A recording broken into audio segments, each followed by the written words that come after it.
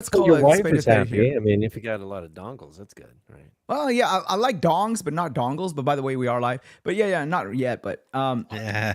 I do like the ecosystem. I like the does allow for a lot of pain later on. Like you need a dongle for this, you need this. It's like they sometimes sacrifice functionality for aesthetics, and it's like But why? don't they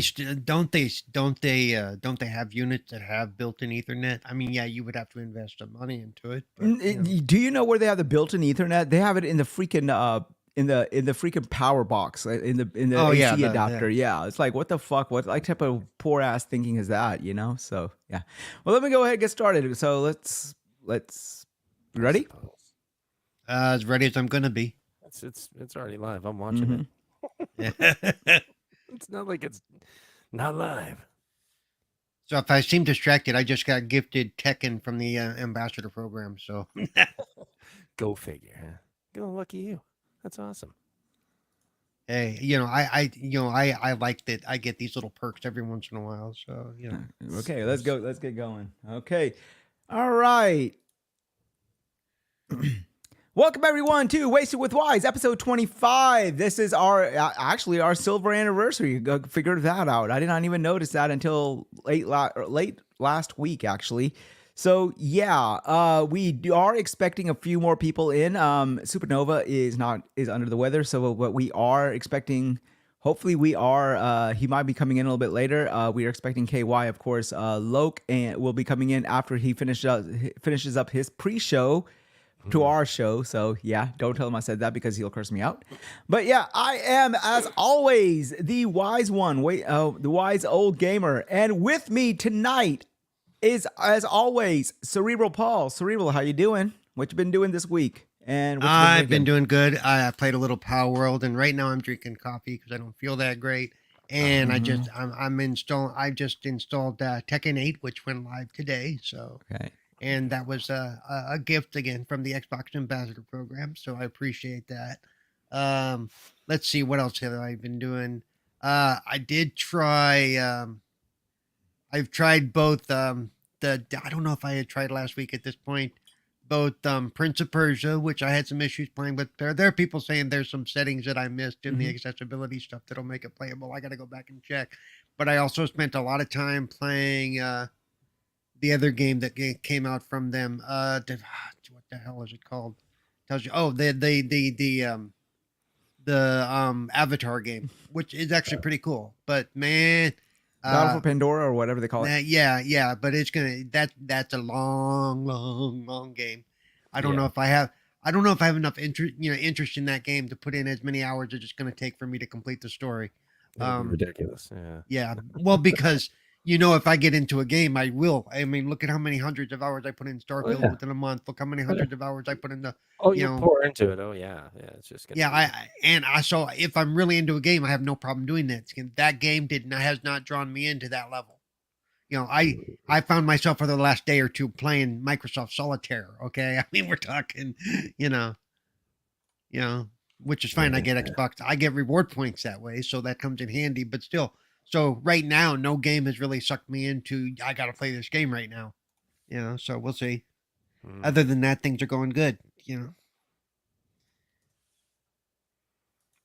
That's These are the it. That's things. it. I'm done. These are. I'm done talking. No. So don't. Finished. Okay, I got it. I figured it out. What was going on? It's fucking this thing right here. I use this computer all the time, right? So it's both my work computer and my streaming computer, and I got a bunch of apps, especially like Microsoft Word, and I also got PowerPoint going as well. So that's probably also what's killing everything as well. It's killing my RAM and it's Yeah, probably killing my internet connection as PowerPoint well. is PowerPoint sucks a lot of resources from the PC from the computer. Right. So So yeah. that's what I'm closing down all of these things, so it'll be fine. And so yeah, have you just started exploring Pandora, or like have you what are you No, decided to do? I missed that. I'm hours into that too. Oh, okay. All Remember, I'm right. the one with no life, so it just works out that way. At least you Well, got some I time. definitely wanted to ask you what about PalWorld? Have you played any of that? Oh yeah, Everyone and their mom apparently is, but yeah. Yeah, I've got probably about 20 hours or so into PalWorld. Jeez. And Okay. I'm enjoying. That's a like I said, that's a chill game, and I still haven't got past I'm still supposedly in the tutorial. I haven't got past the first boss, but you gotta build your base up and your thing up to like at least level 20, I think, to take on that first boss. So You've got to like work toward it. Yeah, it's not like you can jump right into it. but it's still a pretty chill game. I mean, I think the worst part for me is until you open up all the fast travel, there's a lot. It's a walking simulator. And then if you Fiction. die while you're out walking, you got to walk back to, if you Pick up haven't your opened up a shit. nearby portal, you got to walk back to get your shit. So Yeah. it's like, oh my Well, God. Well, the problem that I have with the comparison, and we're going to get into this, is that people keep saying, "Oh, it's Pokemon with guns." It's not Pokemon with guns. Not In exactly. In an aesthetic way, it is. I mean, there's Yeah. that you capture them and that you use them and press them into service, kind Right. of. But the way that everything's executed is completely different. Their designs are totally different. So people like saying that Nintendo has a right to sue them is kind of bullshit. It's like, no, Yeah. Mhm. no. Well, it's like, Call of Duty and Halo have a lot in common. They're both shooters. Okay. It's like, so, I mean, you're going to get to PalWorld is doing what Pokemon has failed to do because, well, the people who oversee Pokemon right now kind of suck. They aren't doing their jobs well. They kind of I think they got lazy, Yeah. So Okay. We used AI to create these new type of pals or Pokemon, whatever they want to call it. So they legality wise, they can't do anything, and they know they can't do anything. And we're going to talk about this. So it's okay. it's Well, really and funny. nobody said they used AI either. That's a rumor going around. They have no proof.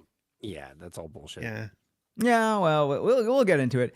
So before I introduce my next panelist, let me go ahead and say hi to everybody in the chat. Dave Rock, how are you doing this evening? God Lord, Hungry Diablo, Cannabis Guardians. I think your name keeps growing every week, anyways. But yeah, welcome in, and hopefully you enjoy the show. Please bear with the technical difficulties. I do not know what my kids have done to my network. It was working fine before my younger sort of. I don't know why you don't lock them out of that shit. And if I gotta fucking catch a stork and fly or something and fly out to Alabama, however it is you get out there. It's called fucking marriage. It's called marriage, and so like the wife is totally beholden to the kids because one went away to college and she wants to hold on to the other one as much as possible. If she could put them in utero again, she would. So yeah, if I want a roof over my head, I got to listen to whatever the kids want, basically. So there you go. No, but still, never mind. I'm not gonna. I mean, the router thing. They shouldn't be. I don't care what they want. That shouldn't be something they're allowed to make calls on. That's household technology stuff. That doesn't. Yeah, but it. We're gonna get into that a little bit later. Yeah. All right, Praxis, my man, how are you doing this evening? What you been playing this week and what you been drinking? Well, drinking some beer, playing just the finals. I was playing PalWorld for a little bit. I've got to put more time into it. I just kind of did the beginning level and just kind of got the feel for the play control, and not everything, but just enough to get a gist of it. And I would say, I mean, just from the first blush, the first take, I would say it feels a lot like, you could say Pokemon style things that you can do with survival and even Breath of the Wild actually mixed in a lot. Yeah, it's got building and all kinds of crap. The music is a total rip off of Breath of the Wild. I'm sorry to say. Especially when you like unlock stuff. They're similar, but they're not the same. They're not the same. They're you can tell the difference. It's not like they ripped it completely from it. Actually, Breath of the Wild has less sound than PalWorld. Breath of the Wild is there's like no music almost at all in Breath of the Wild, or barely any unless you fight somebody or do something. It's all ambient stuff. So this is it's enjoyable and like Paul was saying, chill. Yeah, it's a total chill kind of game. It's one of those ones you just kind of. It's like I do want to mention what Dave Rock said in the chat. He said, "How come I didn't notice Misty's thighs are so thick when I was a kid?" Well, because your hormones weren't going in at that time. Now now that the testosterone. Those two little things that are dangling at the bottom between your legs that are getting nice and cool, thanks to the winter weather. They're now kicking it in full drive. That's why now you notice Misty's thighs. So there you go. I started hitting on women when I was 7, man. I don't know what you're talking about. Yeah, but you can't do that anymore because you'll go to jail. You can't hit on a woman. I will go to jail. I was 7. I was 7, not them. Jesus. I was that kid. I was that kid that would go with my parents to Sears, and they would have those mannequins, and I'd like crawl up that woman's skirt just to see what the hell it was, and be disappointed and walk out. There you go. You need to just walk out on your own. Yeah. Child lost on their own. Like, disappointed. This is not what I was promised. This is not anything like that. Yeah. You probably, until you were like 25 and finally actually saw one, you probably thought all women were just solid plastic. Shit, I'm still doing that at age 49. You say 25. I went to the local Dillard's and did the same exact thing and still left disappointed. There you go.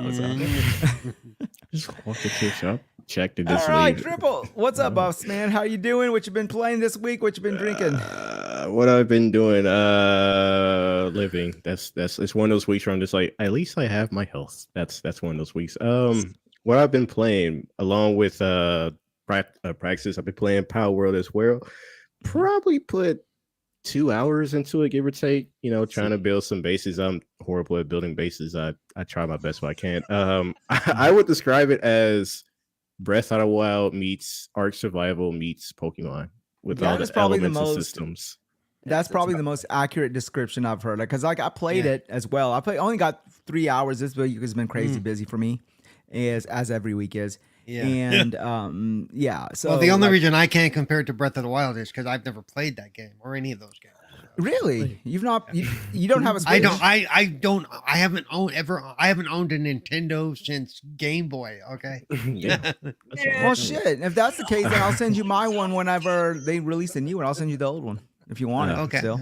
I mean, as well as go ahead. I'm sorry. Go ahead. No, go finish up. No, I was gonna say I started playing Skyrim again because everybody in the household started playing Skyrim again. So I was like, how about I download it and check it out? And as I'm modding it, I was looking up mods to really overhaul the gameplay. And one of the main reasons I'm trying to get back into Skyrim is because I never finished the Dragonborn DLC. I started it and I just dropped it all those years back. So there's a reason, but at least on the PC side of things, I'm like, damn, there's so many mods. I'm just like, I'm lazy. That's pretty far back, man, to try to fill your backlog. That's a deep backlog pull. I mean, it's just a DLC. I don't know how far I get to get the DLC unlock again, but yeah, I got a new character and never did beat Oblivion, so I gotta finish that one too at some point. And only you would go back several generations for a backlog. That's like when the PS6 comes out or the Xbox, whatever, X2, whatever they want to call it, comes out, and we're gonna ask you, okay, what are you playing? You're gonna say Rygar.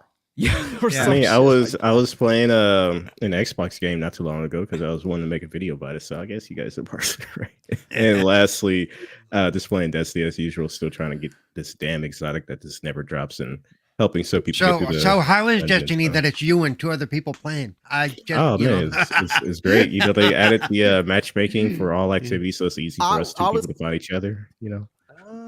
Check this out. Oh no, he's live. That got stolen. It got stolen, and you found again. Oh, Vita. I found that. Okay, now this is not the first generation Vita that I had. This is that second generation LCD. So the first one they released was the black one, right, with the OLED screen. Then they released a second gen with beautiful design. Right. I don't know about the screen, but just the design. It's just beautiful. Right. Oh, it's still to this day it holds. And I found it because I was going upstairs in my attic and digging through some of the boxes, and I found it. I found the blue PS Vita with the LCD screen, and I was like a pig in fucking slop. I was like jumping around. I'm like, oh my god, my Vita. See, so how many holes in the ceiling do you got to repair there, big boy? Oh no. No, I was doing cartwheels, so my fat ass was doing a cartwheel. See, I tell myself I want a Vita, but I just never pulled the trigger on it because the only game I could think of that I want to play is Uncharted Golden Abyss, and I'm like, I don't want to drop $100 just for that. Not to mention is the store still active? Because now I have to find like a cartridge, and that thing probably sold like $100 for a game or something. Like, yeah.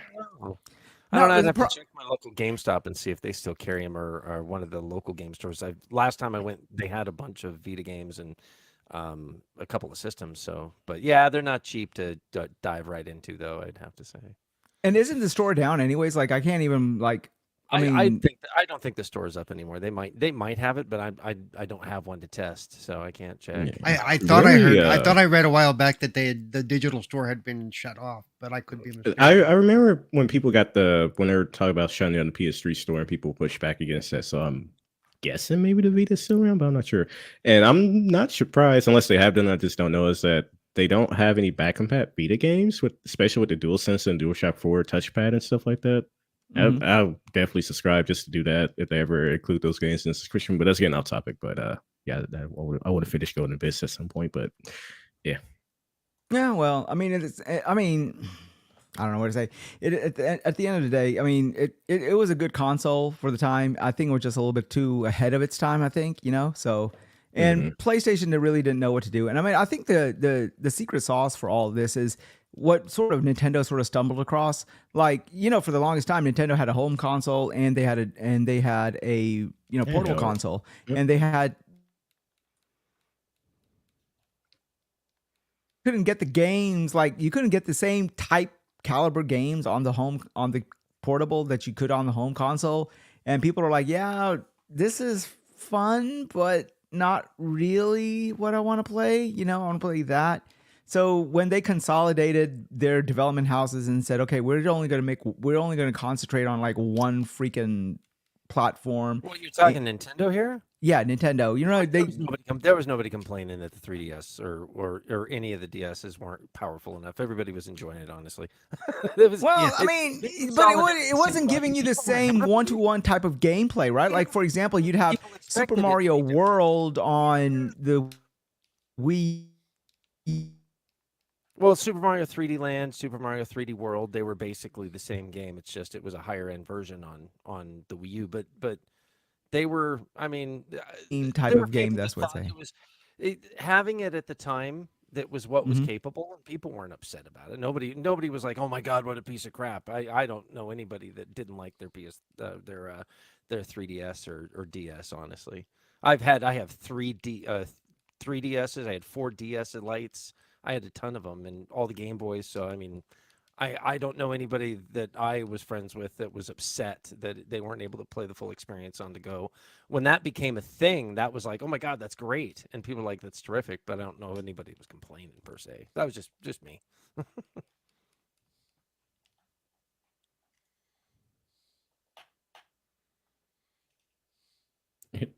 Are we still there? Or is anyone else lagging? Is it just me? I know. It's part of it's what's his name over there? Our host is having issues tonight. He was having issues before the show started too.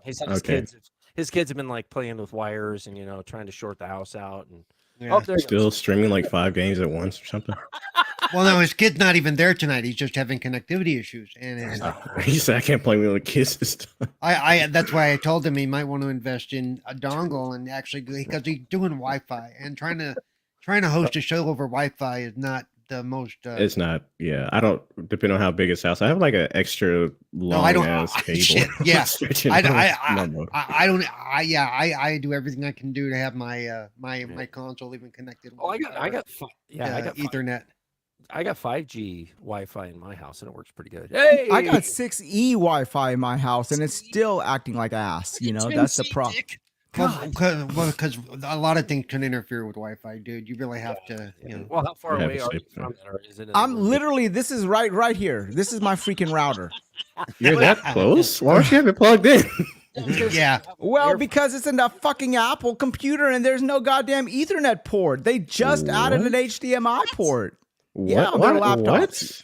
Yeah, there's no Ethernet port on an Apple laptop. Nope. You have to buy a goddamn dongle, saying that's not really the best of situations either. The USB-C. Do you have the USB-C adapter that adapts to Ethernet?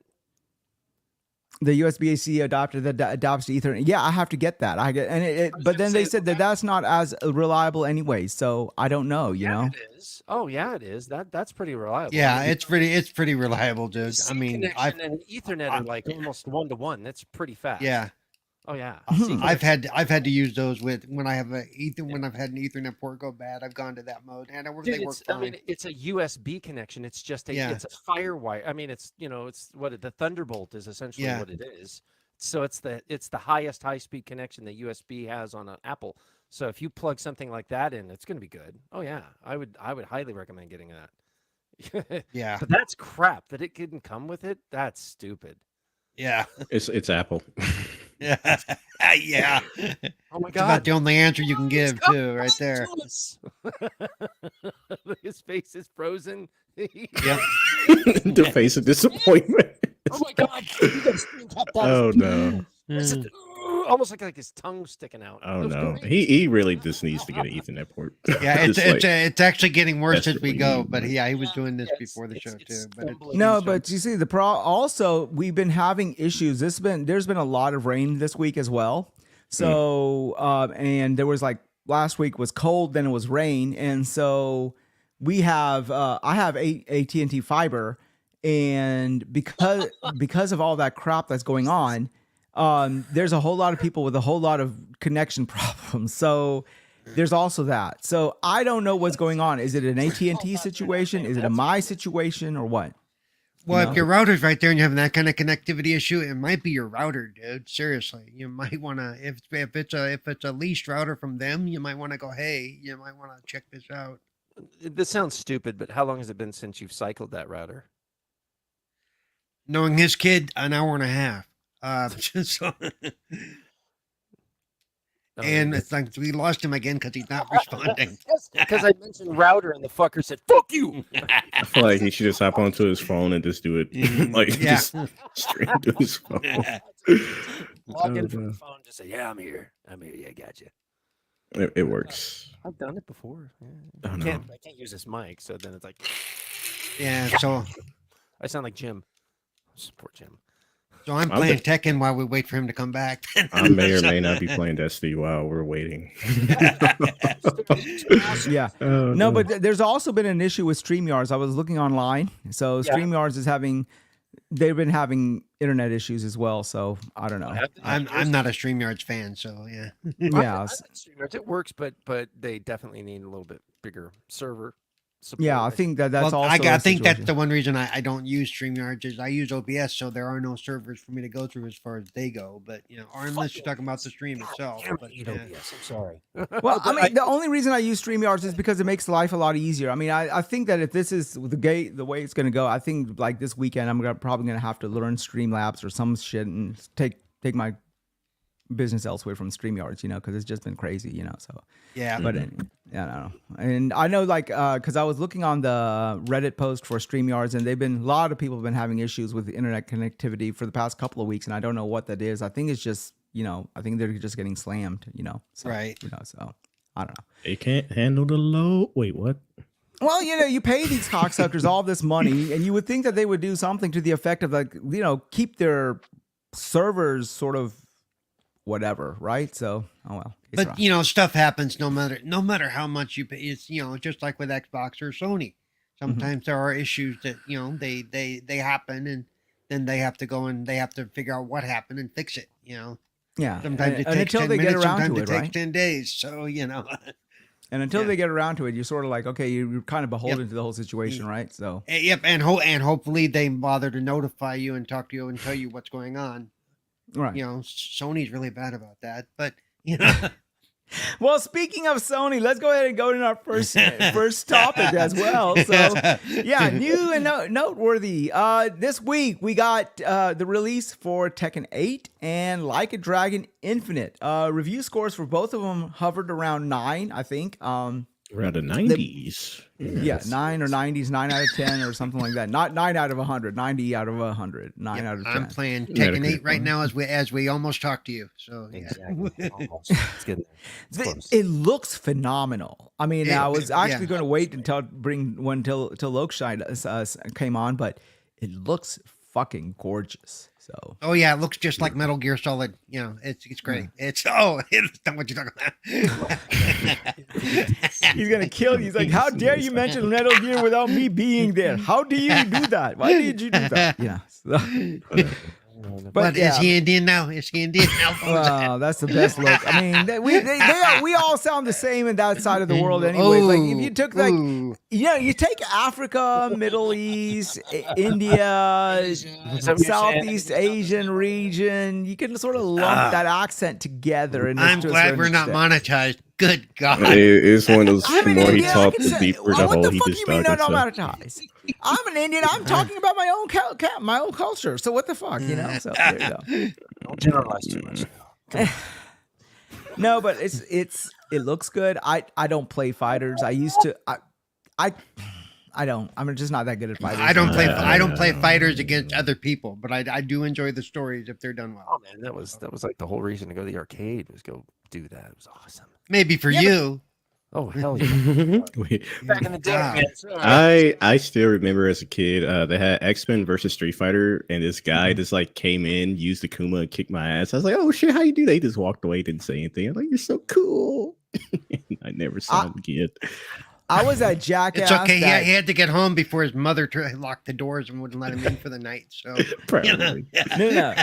I was that jackass who still couldn't play it. So I would figure out one move that nobody could sort of counter against, and I would sit on the corner and just do that one move over and over again. I don't know. You just you'd be made that guy that pissed off everybody. Yeah, you do that guy.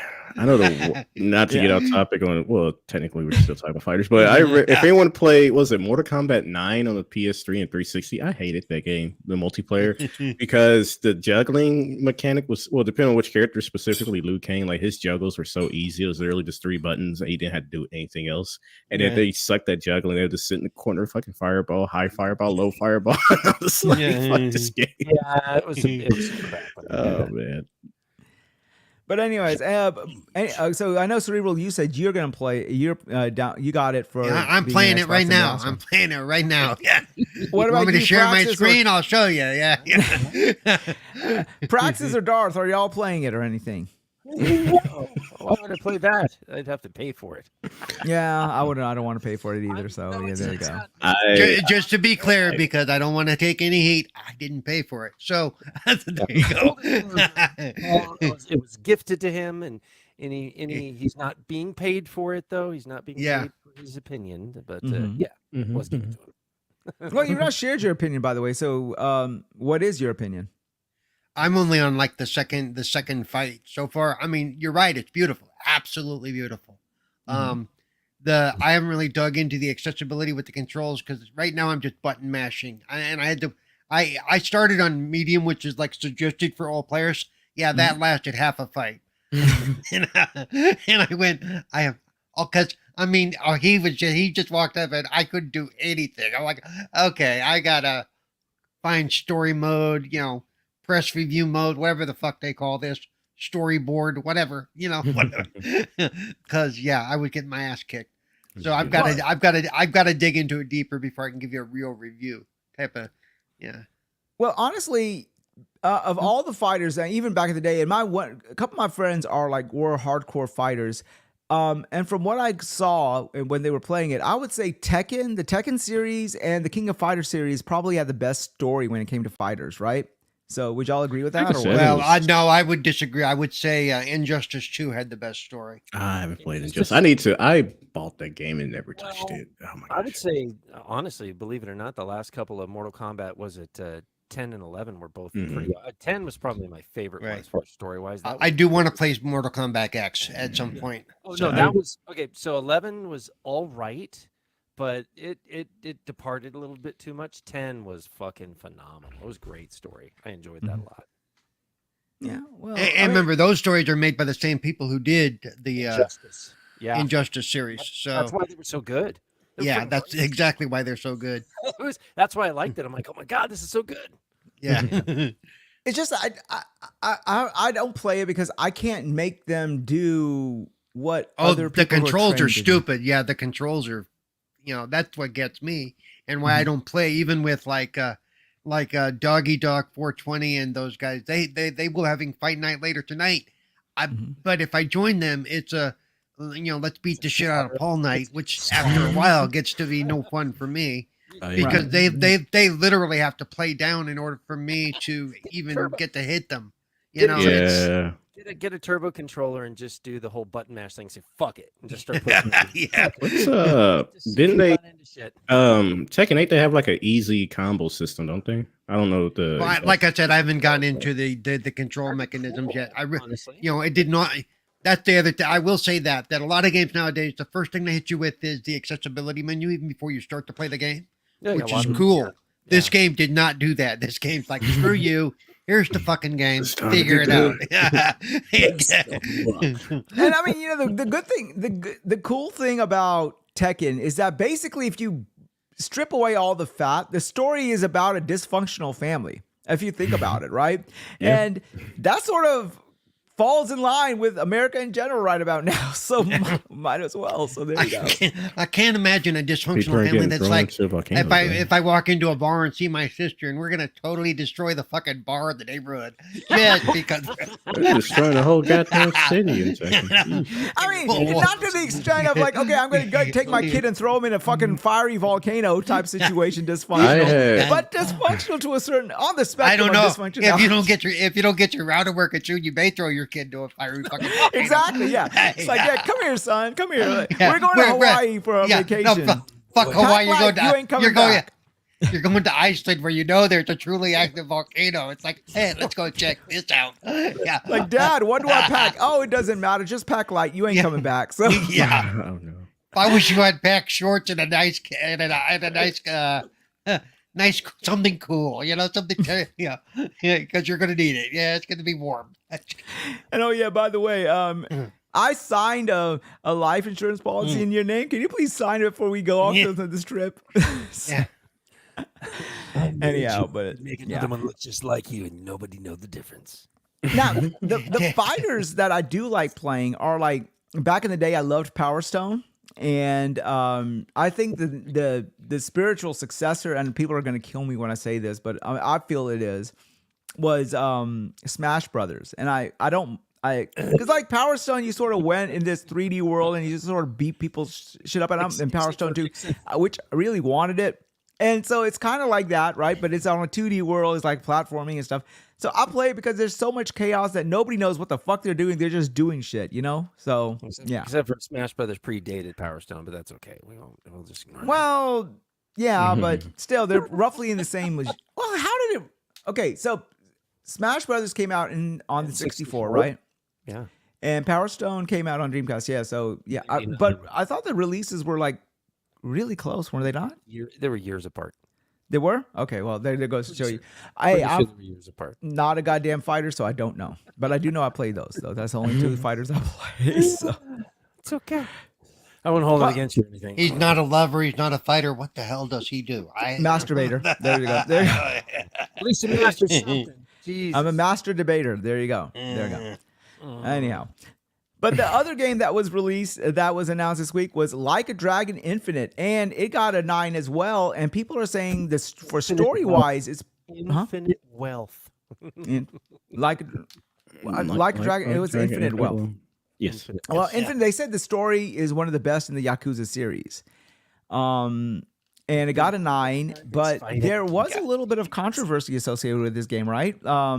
They locked New Game Plus behind a paywall.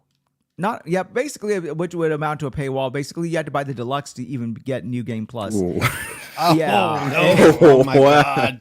Why would who said, yeah, this is smart, right? Yeah, it's No. like I don't know what happened on that when they were making the decisions corporate wise. Like, who thought this would be a good fucking idea and this would be received very well by the crowds and stuff? But they did it, and well, yeah, it's out there. I mean, it's not seeming to affect their sales because I think they're doing fine when it comes to retail and everything. But it, Well, until people get to the end game and they go, "What do you mean I gotta pay an extra $10 to get Game Plus? What the hell?" right. And it's like, okay, well, yeah. I don't like the precedent. The sad reality is I don't like the president either. Oh, wait, that's not what you're talking about. Which president? The one that's coming, that's leaving, or the one that's coming in? Anyhow, Either one of them, all of them. Yeah. Anyhow, we got a senile pick old bastard. Pick a decade. Okay. Yeah. So it's like, here, choose between one senile old bastard or the other senile old bastard. Which senile old bastard do you want? So there you go. But Yep. But anyhow, I mean, the thing is this, right? It's like I think they can do that because they know that they have an established fan base and the fans are going to buy it, and they are buying it. And unfortunately, they're going to say, "Well, see, it worked, and we can go do this in the future." And this is what. So Go ahead. I mean, I guess it kind of comes down to if the sales of the New Game Plus works. Because if it is a separate, like a deluxe edition, they see that people are buying those up, then I can understand to say that it works. But if everyone's buying like the base game and not bothering with the, But see what I then- think will happen, and I haven't read anything about this, but I think what's going to happen is in the base game, you're going to reach the end, and it's going to go, hey, you want to do Game Plus? It's going to cost you X amount of money. So basically, they're going to upcharge you to upgrade. They're going to force you to upgrade. Yeah, and that's where I'm saying that if that's where they'll find out people are buying it or not, to say yeah it works or not, but Yeah. they only got the numbers. Oh well, it's a still scary sucks, though. precedent. I mean, I do understand in the sense that look, they're corporations. They're going to do whatever they can to milk the money, to milk us for every dollar that they can from us. But I mean, it's just one of those things that they're looking for ways of making it more profitable, and I just don't think this is a good idea. I know for me personally, most games, if I hit that point where it said, hey, if you want to do Game Plus where you can go back in with all your skills and abilities and all that stuff and redo the story or continue on, it's going to cost you an extra $30, or I'd be like, nope, I'm going to put the game down and never go back to it. There's too many games to move on to. It's And there's an argument to be made for that, right? Like, I mean, Like a Dragon is a huge game, and so by the time you end it or when it's finished, you've already you wanna put 120 hours into the bitch. Right? Like, and then they're like, okay, unlock New Game Plus. First of all, if I'm going to go through a 100-hour game and be done with it, I'm not going back through that 100-hour game. As much as I love Horizon Forbidden West, I'm not going to go back and revisit it unless I have a compelling reason to do so. New Game Plus is not that compelling reason. New content is, but New Game Plus is not. It's the replay, the whole It thing. really depends on what they add with New Game Plus. Yeah. There are a lot of games like Starfield. I did Game Plus, and a bunch of games that came out of, because it does let you go back and basically redo the story with all your stuff that you've already built up, which can be very, very much fun. Jedi Survivor, that's a lot of fun. Those early fights where you had difficulty. Yeah, fuck that. You're blowing shit up. Well, this is interesting. I guess what's his name? Yang Yi, the guy. They hired him to voice one of the main protagonists in the game. Yeah, that was this thing. Like, was that December when people were losing their shit? Yeah, he did a crap ass job on that, didn't he? Not, and people were like, "What the fuck are you doing?" This is 6 days ago. He was bitching about them doing this. He was pissed. Yeah, he's in the game and he's like, this is a fucked up thing to do. He said it ruins goodwill with your customers. Oh, yeah, definitely. Yeah. it does. So, yeah. But I mean, when you got your own voice actor going, you guys are fucked up.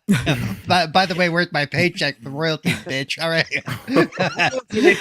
yeah, you made a bad move when your own people who are telling you this is a fucking bad move. It says no games should lock New Game Plus behind a paywall. He said doing so hurts community goodwill, replayability, and net negative is in the long run. It should be base feature or free update that any game that is that supports it, and that's exactly what it should be. Yeah. Yeah, it's stupid that they did that. So I don't understand. Well, I think the logic for corporate was like this. So you got some suits that make got together and they said, this is a 100-fucking-hour game. If they're going to replay the game, we're going to make sure, if they're going to replay the game for New Game Plus, we're going to make sure we get paid for their second go through. And that's how we're going to get paid. We're going to put this behind a fucking deluxe pass. And yeah, you want to play this bitch again? You're going to pay me money. There you go. That's what it is, so. Well, I'll look into actually what else does it come with. Like, Shit. what does it come with? Because I'm curious. Not saying it's good that's behind the paywall. I'm like, are you at least getting something you're gonna get a bunch of else cosmetic back? crap, right? That doesn't amount to much or whatever. You're gonna get in-game currency or some bullshit like that. Plus, you're gonna get New Game Plus, and that but that still doesn't justify. Oh, all the not other at crap. all. Not at all. Yeah, but But in the end, we have to understand we are dinosaurs. We got New Game Plus. For us, New Game Plus meant putting in Link instead of putting in the word Zelda as opposed to the word Link or whatever for your character, and you got automatically New Game Plus from the original Legend of Zelda. So yeah, that's how we got New Game Plus. But Put in Link, those days are far gone and not coming back. That's So when we had the whole game and didn't have to download anything. Yeah, that was a little different then. oh, when you actually bought the game and the game was fucking feature complete, yeah, like you didn't have to download a patch to actually play the fucking game because it was buggy as hell. Well, Yeah. because there was no download then. Come on, man. There was no internet then. When I saw with Xbox Live and Xbox Live became really popular, I said this is when I told my friends, I said this is a fucking slippery slope, because now they're saying, oh yeah, you could play with your friends, but they're just using this as a Trojan horse to do what they were doing now, but basically patch this game to the last minute and all that other bullshit. So yeah, there you go. Anyhow. That was going to happen with or without Xbox Live, dude. That was. Well, I mean, I say Xbox Live. I mean, PlayStation was making inroads into the internet as well. I mean, I'm talking about once they started taking those consoles online, I said the precedence is not going to be good. So, yeah. All right. Next noteworthy topic that happened this week was Dragon Dogma 2 got a release date. It's coming out on March 22nd. I think it's the same day as... I think there's a Nintendo game coming out as well. I think it's Princess Peach Showtime as well. They had a preview of it. Princess Peach Showtime. Isn't that a section of the strip club after 9 p.m.? No, it's a channel on Pornhub, I think. Hey, it's Princess Peach Showtime. All right, baby. Hey, look, if Princess Peach is willing to show it, I'm willing to witness it. That's all I got to say. Okay. Peach was my first sticky long time ago. Okay, when I realized that my little wee could do more than just pee, I used it with Peach first. She was my first. There you go. Lord. Okay. So... Hey, I'm sorry. Peach is Peach. I'm sorry. She was like the first hot chick. I'm sorry to say that. Okay. My first one was my neighbor's wife, but let's just ignore that fact. Going. Like I said, and then how was Mrs. Wilson there, Dennis? Mrs. Wilson. And for some reason, all the kids started looking like you. All of your neighbors' kids started looking like you, huh? Anyways, I wasn't that adept. I was just a little kid. Anyway. So yeah, March 22nd, it's coming out. They had an extended preview of it. It looked pretty good. It's really funny what the guy said. He said that. Wait. Okay, no, just real quick. Okay, so Tekken 8, their accessibility menu, one item. Color support. Color support for colorblind modes, filters that do not work correctly anyway. So. I thought that's it. That's red. I swear to God. That's the entire entry. Wow. No. I thought because it's a fighter, obviously it's a fighter. So like when you click on the accessibility menu, you're not even gonna get an option. You're just gonna get a comment like, "Are you fucking kidding me? Are you serious about this?" I should say get good. What the hell? Exactly. That's cool on the menu. Why'd you do that? Speaking of getting good, KY, what's up, boss man? How you doing this evening? A little embarrassed here. I got up. I worked third shift. I got up, and the wife had me doing a bunch of chores. The honey-do list, and I completely forgot. Good thing you messaged me and just didn't let it go, because I'd remembered later on tonight, and I felt really, really bad.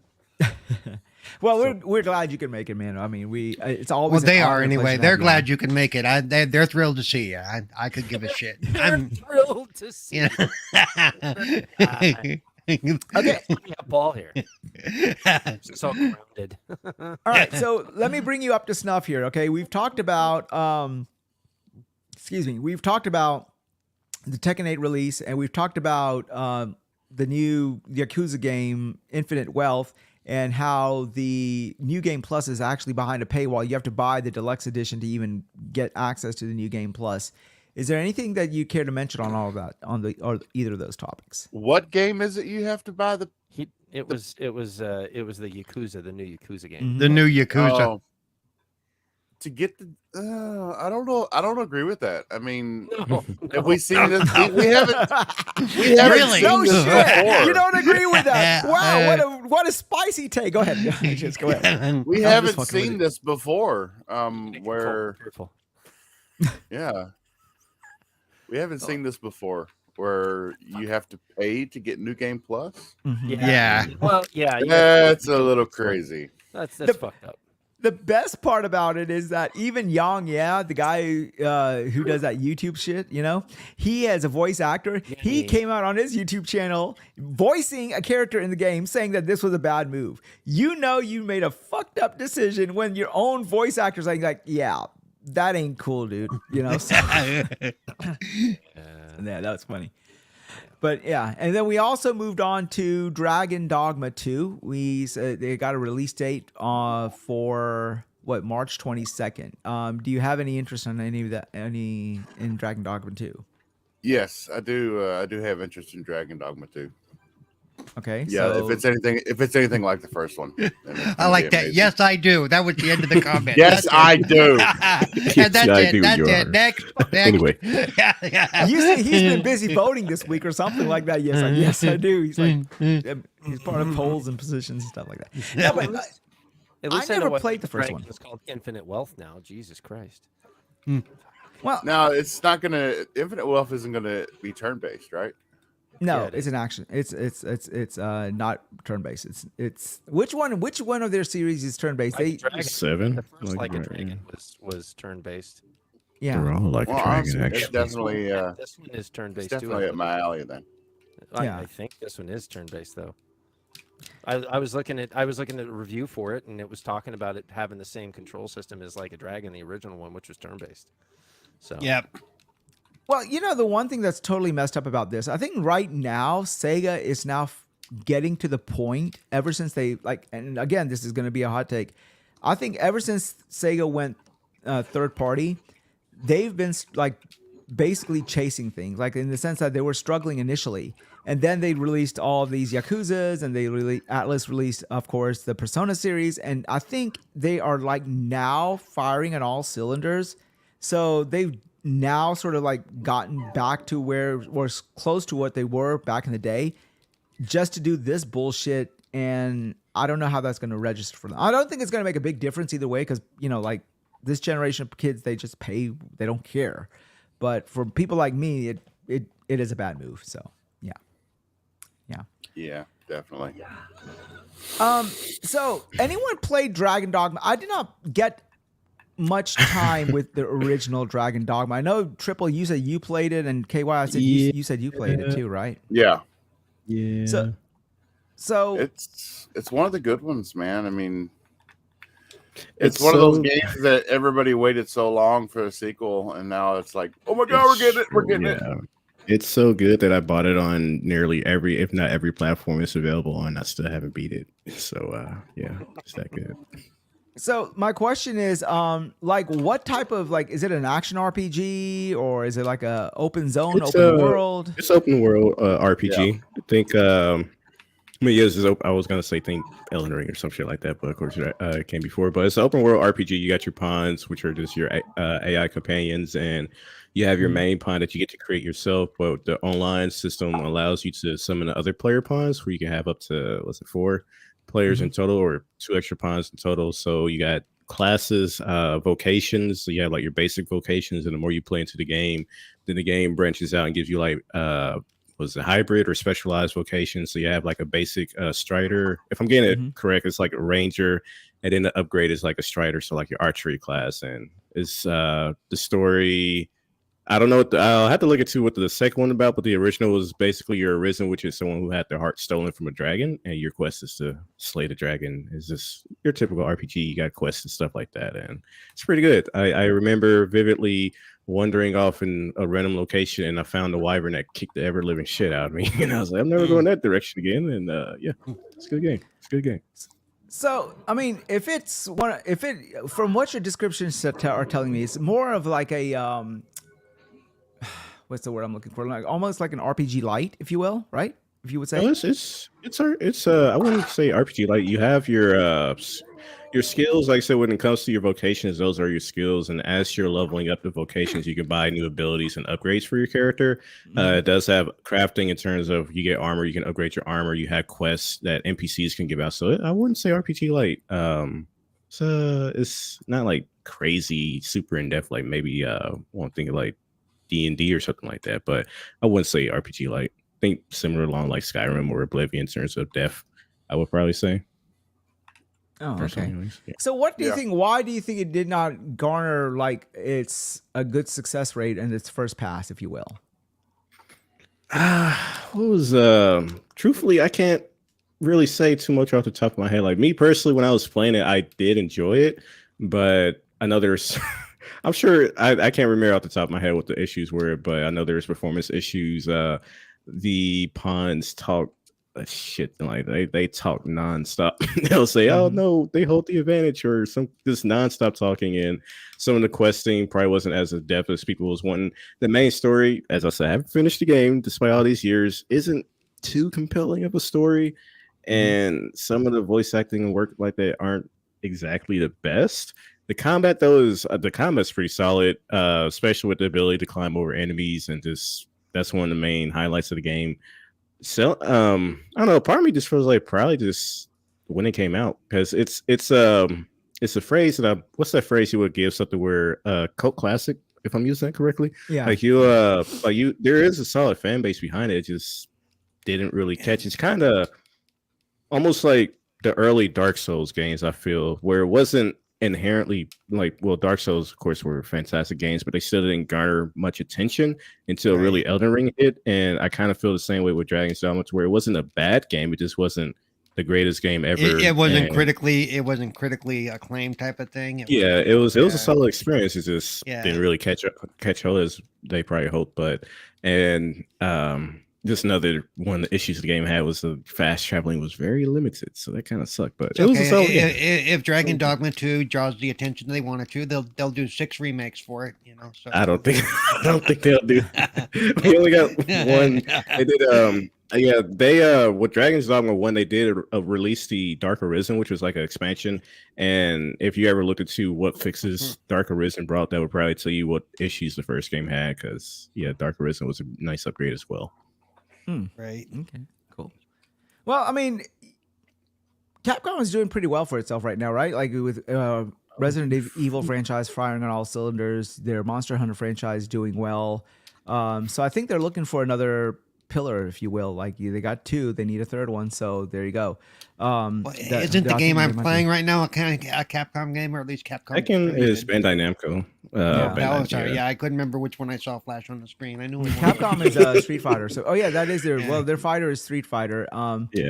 Yeah, so it's just I think that they're looking for a third one. I think I honestly feel that like what they really need to do is they need to go back and rework Mega Man. If they bring Mega Man back in the light of Ratchet and Clank, I think it will do well for them. So yeah, but that's just my opinion. So. It would be quite a jolt to the system to see Mega Man in that kind of presentation. But I mean, it would be good. I mean, because Legends back in the day was successful, right? When they went 3D for the first time with the Mega Man Legends, I mean, to this day, people like Mega Man Legends. So yeah, I never played it, but in case I'm wrong. Anyways, so moving on. Next thing. Until Dawn is getting a PS5 remaster. Speak of remasters, yeah. You love to see it. Just putting it Those out two there. words should be synonymous right now.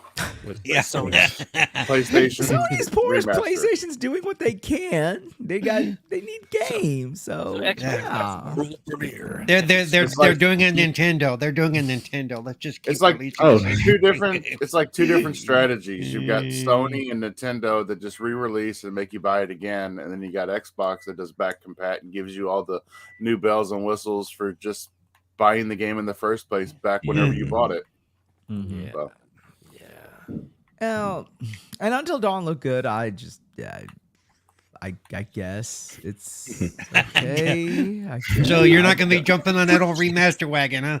I guess. I mean, speaking of remasters, not really a remaster, but a port. Death Stranding is getting a mobile port to iOS and Android, and Backbone has officially released a collector's edition Death Stranding Backbone. So, yeah. Backbone. Since we're speaking of mobile, a little off topic, but I do want to throw out there that they announced just yesterday that Apple has now opened up for you probably see Xbox cloud gaming on Apple as well as Nvidia cloud gaming on Apple in the near future. Yes. So. The courts have ruled that Apple bad.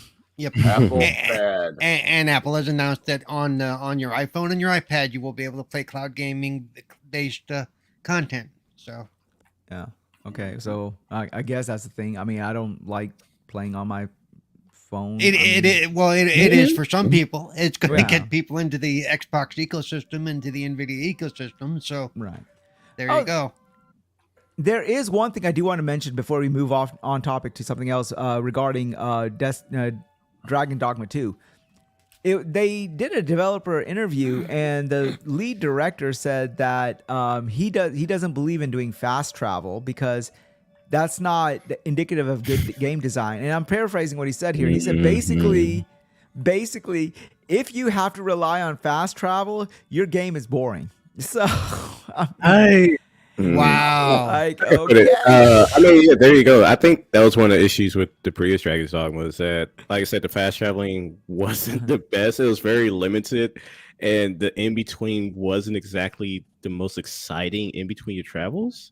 So unless Dragon's Dogma 2 is really upping his game in that regards, I really hope they don't go back to what they did with the first game.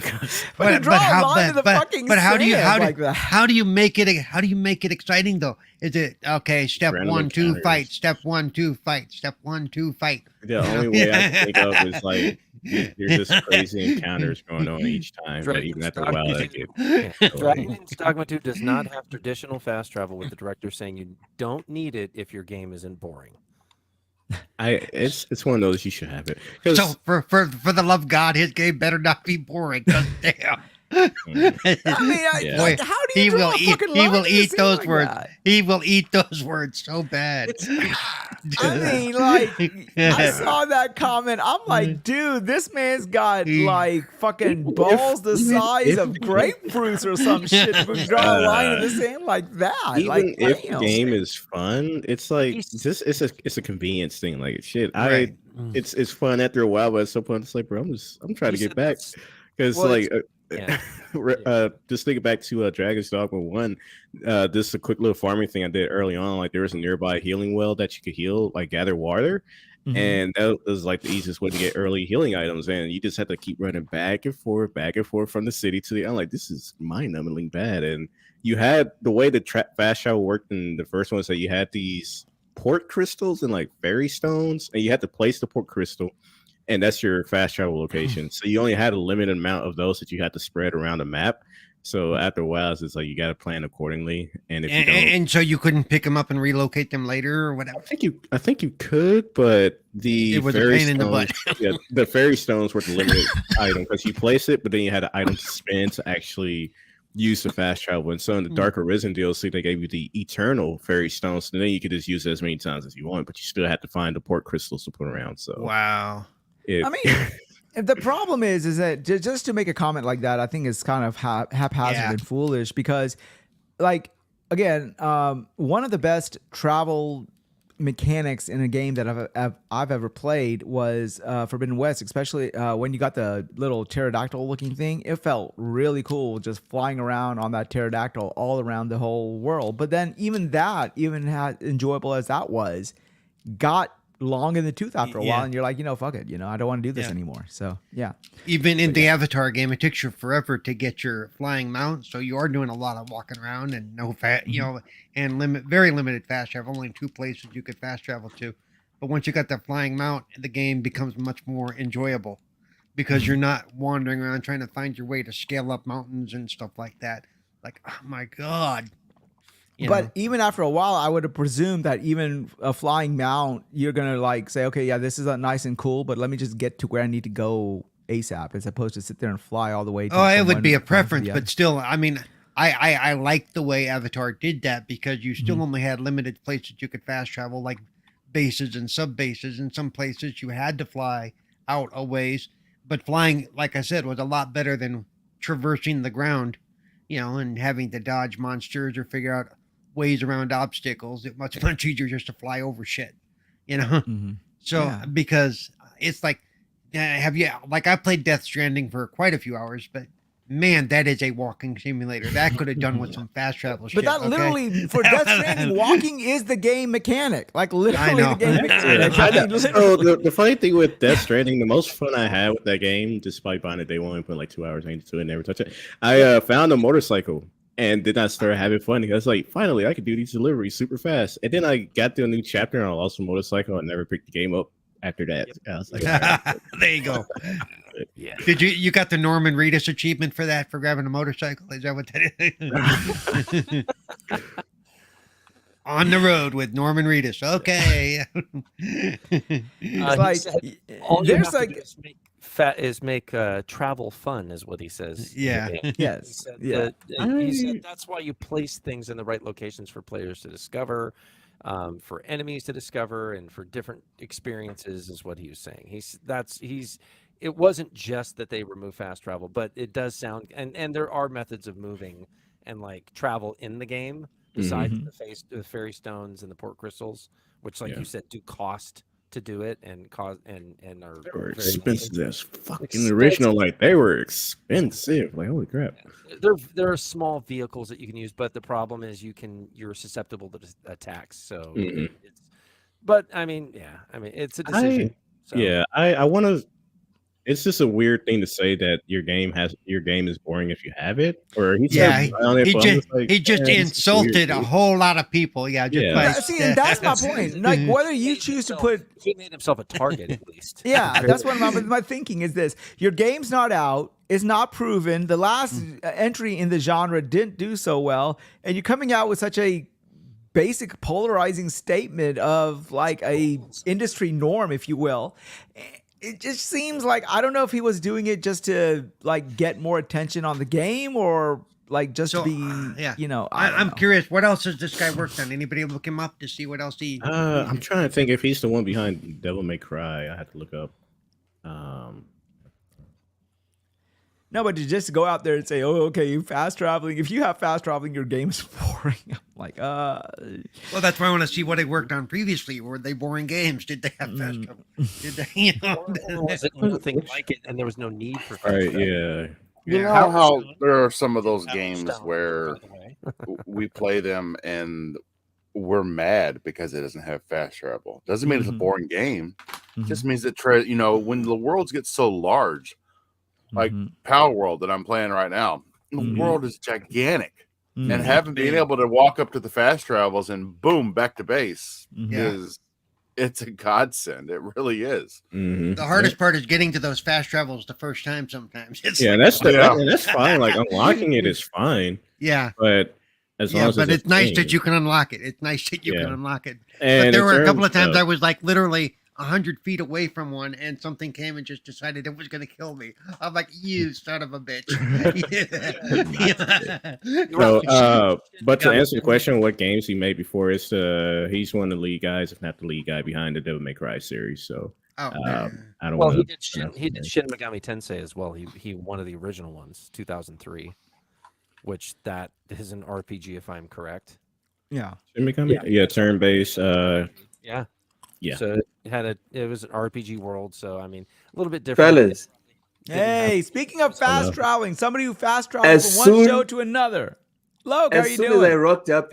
As soon as I rocked up here, no joke, the first thing I heard was PalWorld. KY was saying PalWorld as soon as I rocked up. Someone needs to stop playing it and sharing it now. So. Oh, okay. Someone needs to stop this game. Can someone get the Avengers and stop this? Because this is a bit much. Tekken just came out, guys. Tekken. I'm playing it right now. I'm playing Why is Tekken 8 right everyone now. just You're pretending? just late to the party, buddy. You just haven't heard everything. Thank It's you. okay. Yeah. You know. Yeah. Oh, he said that. Oh, by the way, Cerebral says that Tekken looks as good as Metal Gear Solid. So there you go. Yeah. Hey. Which one? Which Metal Gear Solid? One of them. I don't care. You said one of them. That one. Actually, with the, I've told you before. The only As one I well- played is I think 5. The only one that was available on fuck 5. Xbox. Yeah, I know. Fuck 5, it's fine. I know Fuck 5 is 5. considered the worst, but it's the only one I've had access to. I'm waiting for. I need to get the. It's I not need the to worst get the. one. It's not I the need. worst Well, one. yeah. I need to It's get the just not the remastered worst. stuff so I Survive. can play. So I can play the Survive earlier is the stuff. worst one. we don't consider that one. We don't. Yeah, count we don't that. consider that We Metal don't. Gear, We don't period. count. We don't that. talk That's about another survive. mistake. That's low hanging fruit to say. Yeah, that's we're like. We don't count that. We don't even talk about it. Yeah. Yeah. Anyways, That- I'm good, guys. Thank you so much for waiting for me. I'm sure you guys waited with bated breath. Like, where's Loke? We can't start the show We were without him. So panicking, thank man. you so much for I waiting swear, for me. Like, No, I mean, I've Wize was been having playing- problems, and we needed somebody to steer the ship, and he just We wasn't thought here. so. Fondly. You were here in spirit. That's why we invoked you by mentioning Tekken 8 and Metal Gear Solid in the And same Metal sentence. Gear Solid in the same Yeah. sentence. Yeah. There we Yeah. go. It's There a we summoning. You know, go. like how they used to summon demons and shit. Yes, I am the Metal Gear Solid demon. Yeah. Good. You will accept If you say Snake's name 5 times, the Loke will actually show up in your house. Exactly. You know? Man. Can't even they don't have shit on him. That's what I'm saying.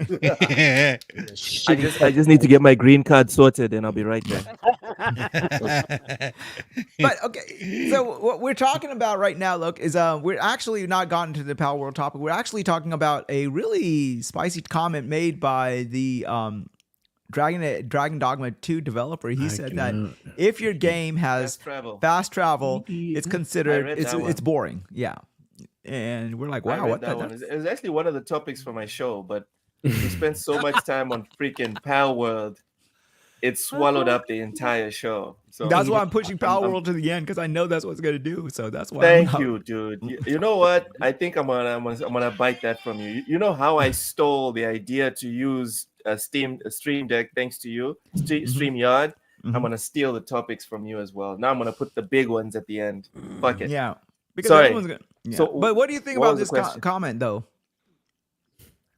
I completely agree with him because Really? the Wow. games, yes, because the traversal is part of the evaluation of an open world game, in my opinion.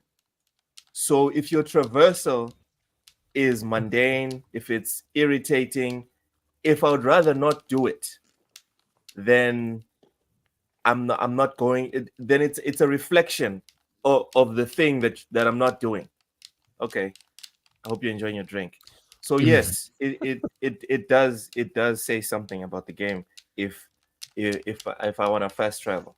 I would say that a design like Breath of the Wild actually had a pretty balanced way of traveling. You had a lot of different options that worked, but they were limited in their scope. Like you could use your you could use the glider, but you can only use it so long. You could build it up and get more stamina with it.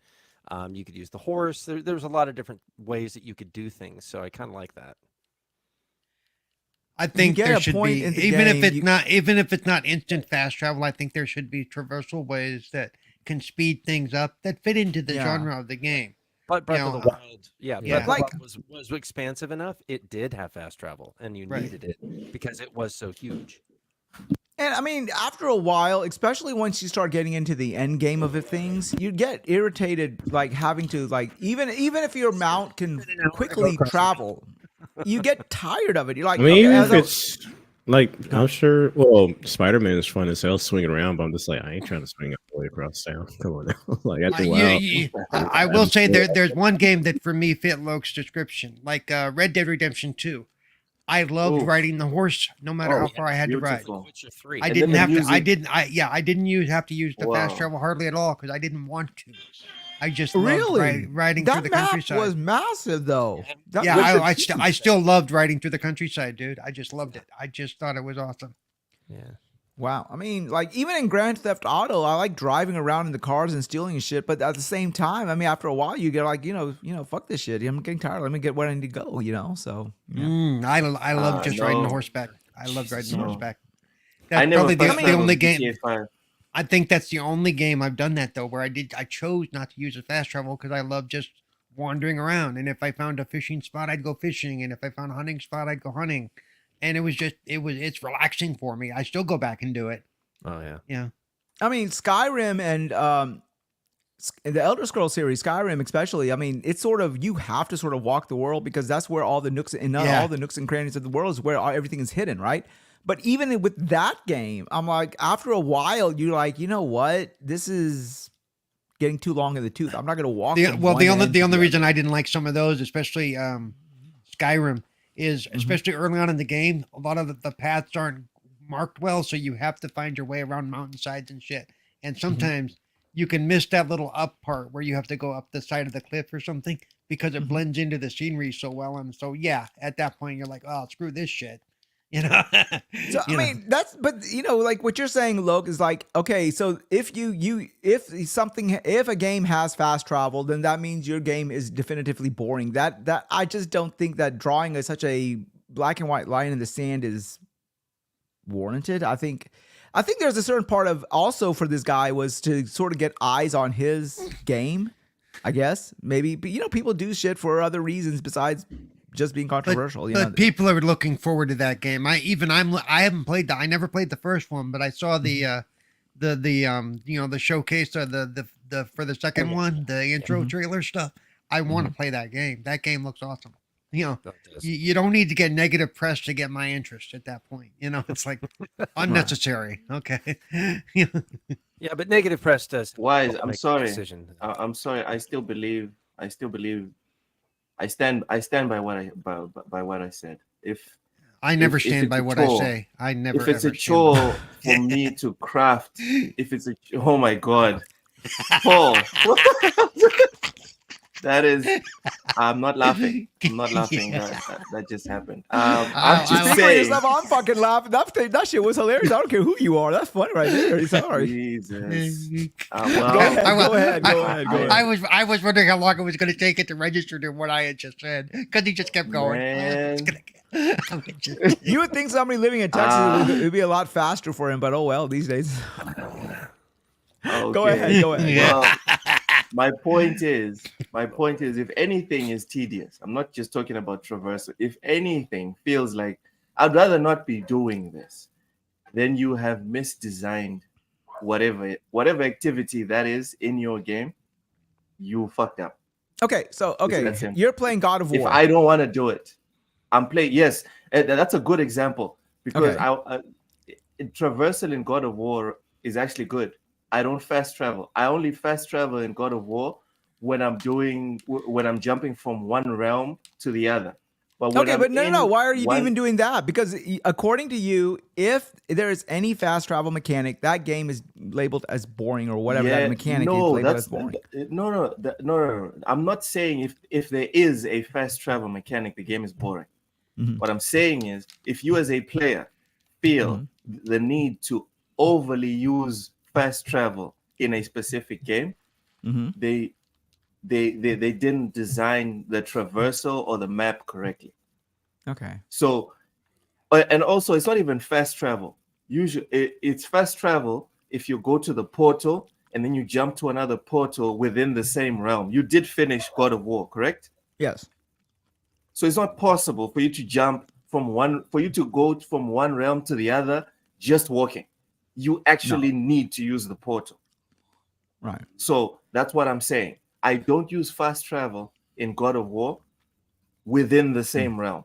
Well, to me, a god Because shouldn't have to walk around anyway. A god should be able to snap his fingers. Go, there I am. And then, Get a point. So are you a fucking Just god? saying. Rule? Go ahead. I'm sorry. So you don't fast travel in all of the games that you enjoy playing or you play for an extended That are amount of time. well designed. Yeah, the ones that are well designed, in my opinion. I don't. Like GTA, I don't fast travel. God of War, I don't fast travel. I didn't fast travel in Spider-Man.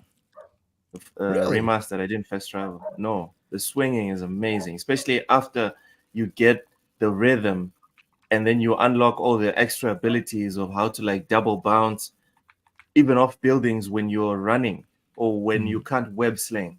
It's beautiful. Okay, well, And what then about the end when game? you put it, when you add the extra of those milestones that you have to hit for the amount of kilometers that you've run on a building, or the amount of times that you've like sprung off a roof, etc., etc. You if you max those out, you actually gain extra ability. So Yep. they made the traversal actually part of your leveling up cycle. You understand what I mean? Yeah. Yes, yeah. So and that was they made it fun. I mean, I don't remember ever fast traveling in Spider-Man. I don't think I ever There did. you go. Well, you know, the thing with this is that they've been working on that traveling mechanic for the longest time, because I remember when they released what was that game called? Shoot, I'm having a brain fart. That game with that superhero that you played as that superhero. Shit, it came out on the PS4. You know, that Infamous? superhero, that one guy was awesome. No, Must be a very shit Insomniac game superhero, before dude. superhero. If you can't remember him. No. If you can't remember, it must Insomniac be one game of the right before. shittier- Okay, so Insomniac Sunset game. Overdrive? Not Sunset. Right before that. Insomniac, superhero. City. Damn it. Insomniac. Yeah, I got it. I can't You know remember which what one? it It's is. on the Someone fucking tip of Google my that tongue. shit. You played as this guy named Cold, and you had like this lightning ability, and then you Infamous. fought yourself in the Infamous. future. Infamous. Infamous. Wait. Yeah. That's what I kept saying. What? Yeah. Uh-huh. Oh my god. Oh my Yeah, god. Infamous had a really good travel mechanic. I loved Infamous's traveling because of what? all the grinding. You could actually, and in fact, when you were Don't grinding just be saying on infamous as if you remember that shit. We had to remind your ass. well, then the name, yeah, but I knew what game I was talking about because the You grinding. say That's it like it's actually how you. rolled off his tongue. It didn't. All right. Yeah. But I mean, you know, I remember with that game, I enjoyed the travel mechanic because that travel mechanic, when you were grinding on the actual wires, would charge up your power. But even with that game, at the end, when I was finishing up the game, I didn't want to waste time traveling from one part of the city to the other. I just wanted to get to where I needed to go and finish up the game, you know. So I don't really use a lot of fast traveling. I do like exploring the world and seeing what's around me. But at the very end of the game, I do rely on a lot of fast travel because I just want to get done with the game so I can move on to the next one. So yeah, that's just me, you know. So all right. Anyhow, so. If that's you're just worried me. about finishing the Totally game, understand. you're not having fun. I No, dread it's not that. the day when I was playing. Right now that I'm playing God of War, I dread the day that I finish it because I'm having so much fun with it. I could have finished this thing a while ago, but I'm like, no, I'm gonna do all the side quests. You know, I'm gonna try and find this weird ass boss that's in an unattainable area, even though I don't have the weapon to fight him or to even get to that area because I'm having fun. So Wow. for me, if you're trying to knock it out and move on, I don't think you should be doing it. It's like I don't know. I guess we have to there's agree no to one that's disagree for trying this to opinion. come. Like there's no one that's trying to come if you're having fun. You know what I mean? You're trying to keep it together. Mm-hmm. But I still, at the same time, it's like, I don't know. I guess we have to agree to disagree. I guess everyone plays their games a little bit differently. I mean, I don't know. I just don't believe that it's one of those things. So, but oh, by the way, I want to say hello to Two Pad Stack 7 and Gaming with Junior. Welcome to the show, man. Hit the like on the way out, and please hit the subscribe button. We're trying to grow this. Wait. Hit the like on your answer. Welcome to the show. Get the You fuck just out. got here. Get the fuck out. No. Like hit the like buttons. And, you know, you know what Get I'm the fuck out. I've never asked two people at the same time. What are you okay? I'm even trying to doing like- here? Hey, I'm trying to like. Anyhow, let's move on to Hit the the next like, topic. hit the like, and continue to hang out until it's over. At least, all right. Yeah. Hit the like button on the way there. So okay. All right, next. Death Stranding Wow. 2 apparently is going to be called On the Beach with a release in 2024, 2025. Oh, I love this show. I guess. On okay. the beach, huh? On the beach. Yeah. That reminded Sex on me the of beach or no? No, there was a book on the beach. It was about the nuclear holocaust happening in North America. and there's these survivors in Australia, and they were basically waiting for the world to end because they were waiting for the radiation that are going to be carried by the trade winds to circle all the way down to Australia and kill them. So it was actually a really good book. I had to have a test on it. So, but I read it in 6th grade. But oh well. What they based Mad Max on or something? Jesus. Well, yeah. But anyways, this is called On the Beach. I guess I hope they change the mechanics. I really do. I really do wish that they don't rely so much on just the walking mechanics and taking the packages from one place to another. I know there were people who liked it, but I just wish that they would iterate on that mechanic, because that mechanic got really old really quick. No. But anyhow. It didn't. But Yeah. okay. Supa, by the way, Gaming with Junior, Supa is not feeling well tonight. He's under the weather. There's a lot of people under the weather. So yeah, he messaged me and said he's not going to be in, but he's actually listening in. So yeah, I'll see. Anyone have anything to say about the new name for Death Stranding 2? Could care less. I mean, Nope. It's still going to be Death Stranding. So now, if it's probably going to be, it's probably going to say like Death Stranding Under the Beach or whatever, because the name is going to carry it. You can't not have Death Stranding there. People are going to go under the what now? You know, Is that Kojima's new game? What? under the Well, if it's a Kojima game, you know that Jeff Kelly's going to be in it somewhere. So maybe he'll be under the bridge or something, under the beach or some shit like that. I don't know. Yeah. Next topic that happened this week. Supernova said it's gay. What's gay? What's On the beach is The gay? beach. Apparently, you've not been to the same beaches that I have. You and I need to take a trip to Europe, and I can show you some beaches that are definitely not gay. I'll tell you that much. But you know, Depends on who's going, right? Super's all just right. mad because he got sand in all of his crevices. You know, the crevices that still work though, actually. yeah. No, they got, but they may not work, but they're still there. So you know, That makes it worse. Okay, so Xbox fans, earlier this week, before the stuff that happened with Microsoft later this week happened, Xbox fans were talking about, hey, we noticed that Visions of Mana is coming to Xbox, and it's a Square Enix game. So that means that Final Fantasy 16 might be coming. So yeah, Final Fantasy 16 might be coming to Xbox. No, it's no an shit. unsubstantiated rumor. It's an unsubstantiated rumor. There's So nothing you're saying, credit- oh, wait a minute. Oh, this company did not make money releasing the game on one platform, and they're thinking about releasing it on other platforms. Dude, it could, but there's nothing to. And yes, it could, but there's nothing to substantiate that rumor except for the fact that okay, one of their games is coming to Xbox, so that must mean their other big games are coming to Xbox. That doesn't necessarily hold true. There's at been least other not. games on It's true. Xbox. Yeah, I mean, that's not what I said. I mean, it's called. That's what the Xbox fans are saying, not me. I'm No, like, it's not. okay. You're looking at Icon Era again, aren't you? Stop it.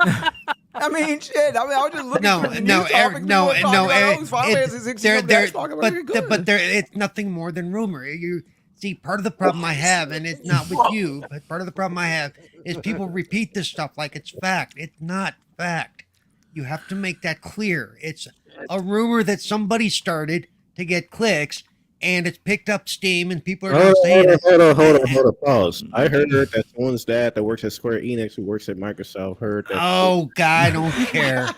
on Facebook. Motherfuck. My uncle is married to a woman who is sleeping with the janitor at Square Enix, and I'm not saying it won't happen, but we have to be careful how we word things because, you know, so and so says, no, stop, okay, you know. Well, let's just hope it does, because the more people who play it, I mean, I'm all for inclusivity. I think that it's stupid to hold a game behind a plastic box. Personally speaking, I think everyone should have access to every game they want to play. But so Third party. I think third party should be everywhere, but first party no. Yeah, First yeah. party, then just leave it exclusive. I think it's dumb for a third party. First party, exclusively. and even first party, you pick and choose which ones should remain exclusive and which ones will do better if they're on multiple platforms. All of them. So basically, well, no. Paul is telling all all of the its first party games. For me, all first party games. I should be think all multiplayer games should be online. Multiplayer games should be cross-platform because that They're opens going up your best half player of base. Microsoft's catalog. Yeah, that open. Well, that's because that's what. No, well, They yeah. specialize in, yeah. So Paul is basically telling all of his Xbox fans and stuff, saying, "Stop! It's not a good show. That shows desperation. Stop asking for things and stuff. It will come when it comes." If No, it that's doesn't not come, what I it will. said. That's not what I said. It's like, okay, You you're know what? looking- I already told you before the show. I'm not in the best mood. I will leave. I got no problem with that. I'm not gonna be misrepresented. Okay. I'm just pulling your leg if you had Please, one. I'm Paul. sorry. He doesn't like you when you Not do today, that. Satan. I'm out of here as soon as I possible. rebuke you. I rebuke you. Okay. Speaking of people who are desperate, Nintendo fanboys are saying, guess what? We're gonna get a big announcement in February because of the tweets that Nintendo are doing this week. This week, Nintendo announced via tweet about more information about some of their games, upcoming games. One of which is Princess Peach Showtime, and the other one was I forgot. It was not even. I don't really pay attention to it, but yeah. So they're like, "Oh, look, this is basically Nintendo clearing house so that everything is open in February, so they can release the big news." Which I think that they are hoping all Nintendo fans are hoping that Nintendo eventually takes a shit or gets off the commode and announces the Switch 2. How many of y'all believe that? It's possible. Yeah. I mean, Yeah. if we you talk word about it desperate properly, people I here, guess so it's yeah. a possibility. I don't know. It's an ugly cologne, I'll tell you that. I mean, I could say, the weather is going to change tomorrow, so there's a possibility that the Switch might come out this year. Yeah. So It's so right now I put that at the same level as I put that super secret Sony PlayStation, that Sony PlayStation showcase where it's supposed to be getting every year. It's really funny. It's really funny. I mean, like I watch some of these Nintendo YouTubers, and you have to. I watch them and I look at them and I feel sad. I feel like it's like I look at these poor guys and it looks like. You ever seen that movie Oliver? Can I have some more, please? It's like you feel bad for this group of people. Please, may I have some more? Get the quote right. Holy crap! Oh wait, you're a I'm math teacher, you're a math fucking teacher. English teacher. Okay, so, literature, baby, it's literature. Read a book. I read a book, but it has X's and Y's in it. That's the problem. So. No, you feel sad for them, or they feel like they've lost their little puppy, and it's like you don't know what to say. You're like, you want to give them a hug and say, pat them on the back and say, "Don't worry, it'll get better soon. It'll get better soon." What did people say? Get a grown man console, get an Xbox. Exactly. It's like, yeah. And the Nintendo's had a shit show this week with all these announcements via Twitter, and then they're waiting for their developer to release or their platform of choice to release the next generation, and then you got PalWorld that walks in, basically stomps all over Pokemon. So you feel bad. I feel bad for these guys. I look at them, I'm like, oh my god. The lengths people are going to. To say they copied Nintendo is wild to me, but it's like everybody starts grabbing at straws. Okay, just to be honest and to be fair. No, Dude, I'm serious. If there's no news, everybody latches on to every fucking thing. Okay? Yeah. It's not Nintendo only. Everybody. No, but they've been without news for the longest time. So now they've gotten to the point where they're like scraping the fucking bottom of the barrel. They're like nothing there left. Yeah, bad. they're desperate for more information on the Switch too. Yeah. For more real information. The fake information's out there to be found, but information's been out there for like the last 6 fucking years. For Christ's yeah. sake.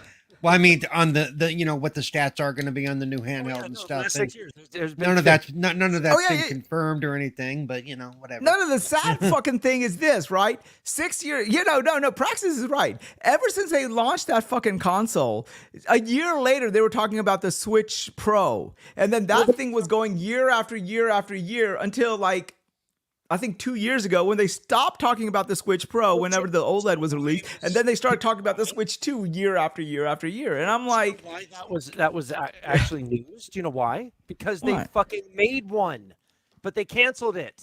Yeah. They fucking made a Switch 2 already, for Christ's sake. And it turned into OLED because they took all of the fucking chips out that they were going to put in it. I'm not kidding. They did it. And they Yeah. were like, we don't want to do that. That's going to get in the way of us making money. Yeah. It's gonna bifurcate our population base or whatever. To be fair, yes, there was a fucking Switch 2, and there's a lot of there was a lot of interest in it. So I mean, to be honest. But at the end of the day, it's one of those things that you feel bad for some folks. You know, it's like you look at it, and I mean, you feel bad and you don't. I don't feel bad. I feel it's funny to me because I understand, but yeah.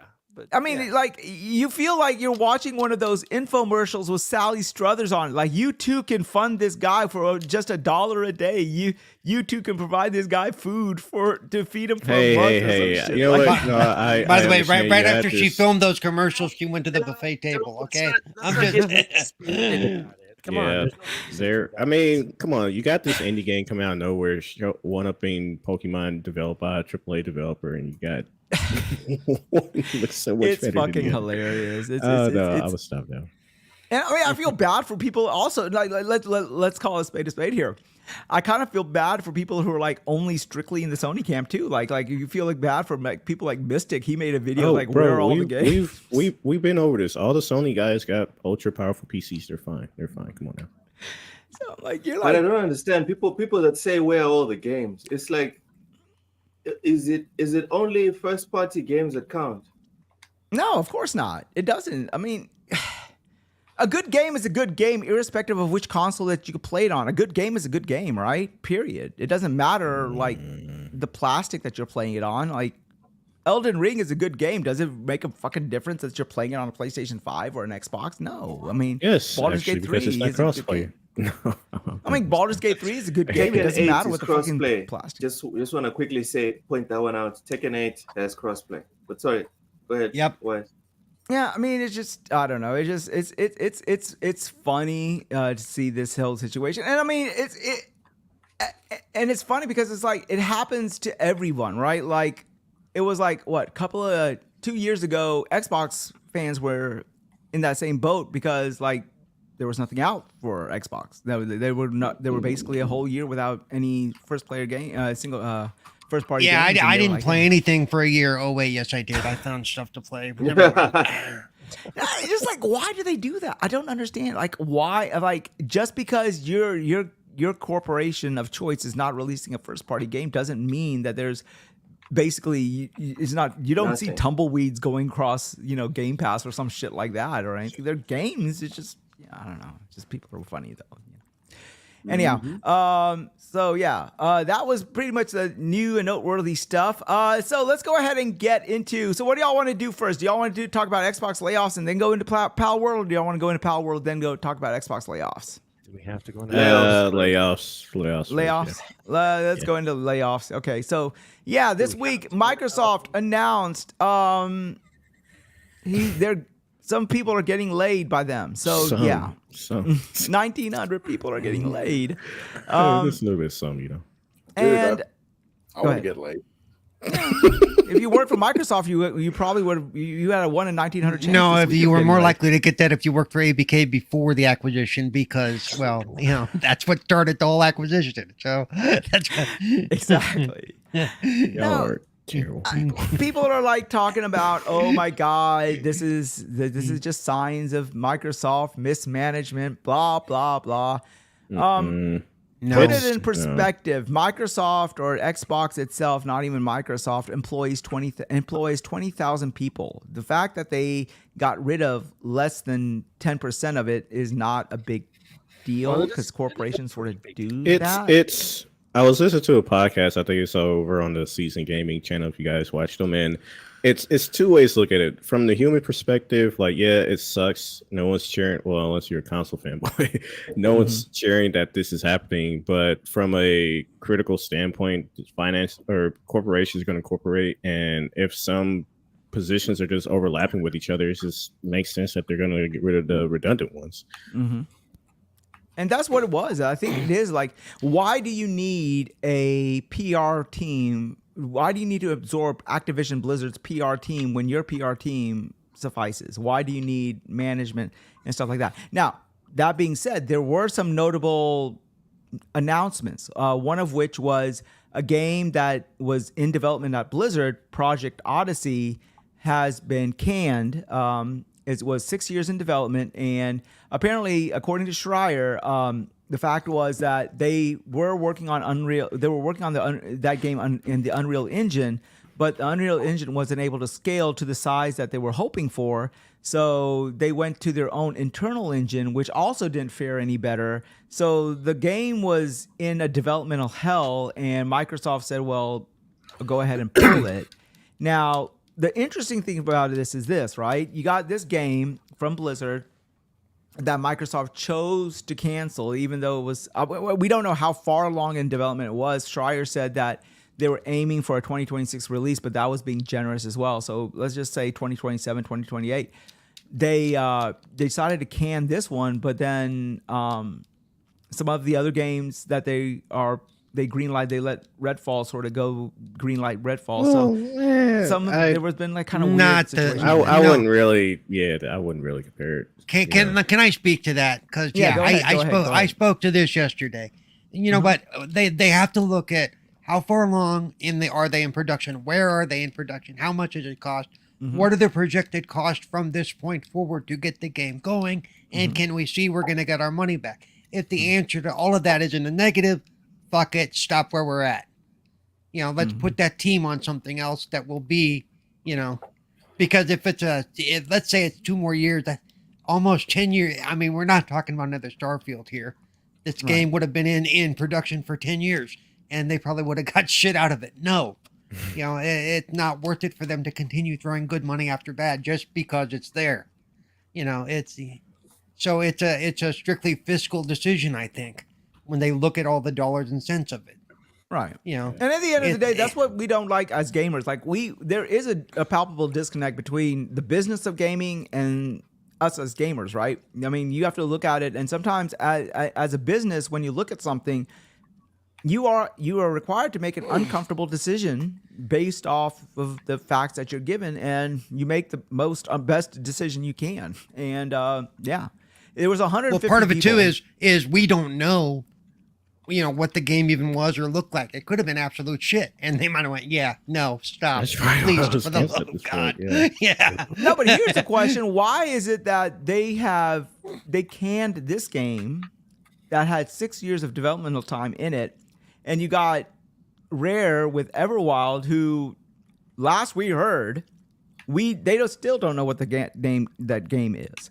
So this game looked worse. Probably. This game looks considering nobody saw anything. Probably, I don't know. Probably because for the the projections for this game may look worse. And you mentioned Redfall, and I will say that since the crappy release and reception of Redfall, I think their attitude has changed a bit. I agree, and rightfully so. They're rightfully so. They're not looking at things the same way they were. They're looking at they've changed a little bit that way, and so. You can't compare the two. Well, why did they keep this one and not that one? They're different times, and because they kept that one and what happened, they're taking things a little more slowly, probably. So it's not apples to apples. It's apples to oranges. Plus, I mean, it's after what people have said when it came to Redfall and asking the question, why didn't you cancel it? Right. It's one of those situations like, well, kind of got what you wanted in this scenario. So it's, from my perspective, like it was a surprise to see that happen. But as we saw with recently with The Last of Us multiplayer being canceled, it's just like, if you need to at this point, you gotta. So, yeah. I mean, for me, it's not the same as like what was it Netflix has recently did and what Warner Brothers has done, where they had completed movies and said, yeah, we're going to shelf those and nobody's ever going to see them. Those were done. Those were complete. And still they went, nah, we're good. We're going to take some tax write-off and call that a loss. Yeah. This isn't the same. Yeah. Well, I think they figured the loss, especially with something like Batwoman, was so bad as far as for marketing. They were going to eat it hard, and they were like, "Fuck it, let's just get out of this one now." They were like, "This one," and I was like, "Why don't they just release it on on their service on Max or something. Just try to get your money back that way. They don't That like, is "Nope, weird. nope, nope." Yeah. Like if you Yeah, already I put the would have done that. But because by never letting anybody, by not letting it take the light of day, they takes the full tax write off on it. It's a that's correct. That's correct. So then they could get all their money back, or as Right. much as they can for Right. it. Take the loss completely, like you said. Right. But holy shit. So yeah, so to me that's the difference, and I think people are, it's the clout chasers that are making a big deal about it. Games get canceled all the time, and this is part of the acquisition of the ABK. It's the acquisition, and where they do a little consolidation and all that stuff, and this is one of the things that went, nah, we're good. The only thing about this whole situation that I disagree with is just the way they are managing it. I was listening to Dustin Legary and a couple other people, and the biggest fuck up about the whole situation about this whole layoff is it's not that the layoff, it's just the way they're going about handling the layoff. It's 1,900 people, but they're like talking about they're slowly releasing the names of the people who are being laid off, and they said that's going to take all the way up to the following week for layoffs, and they're trying to tell people not to say anything until they know for certain. And there's these poor developers who are actually emailing Jason Schreier and asking him, do I have a job? But see, that's stupid. He doesn't know that, and they should know he doesn't know that. That's Yeah. Microsoft wouldn't release that information to Schreier or anybody. That's an internal employer situation. That's all. If they were to release that information before, even after they're done telling everybody, they're violating so many laws.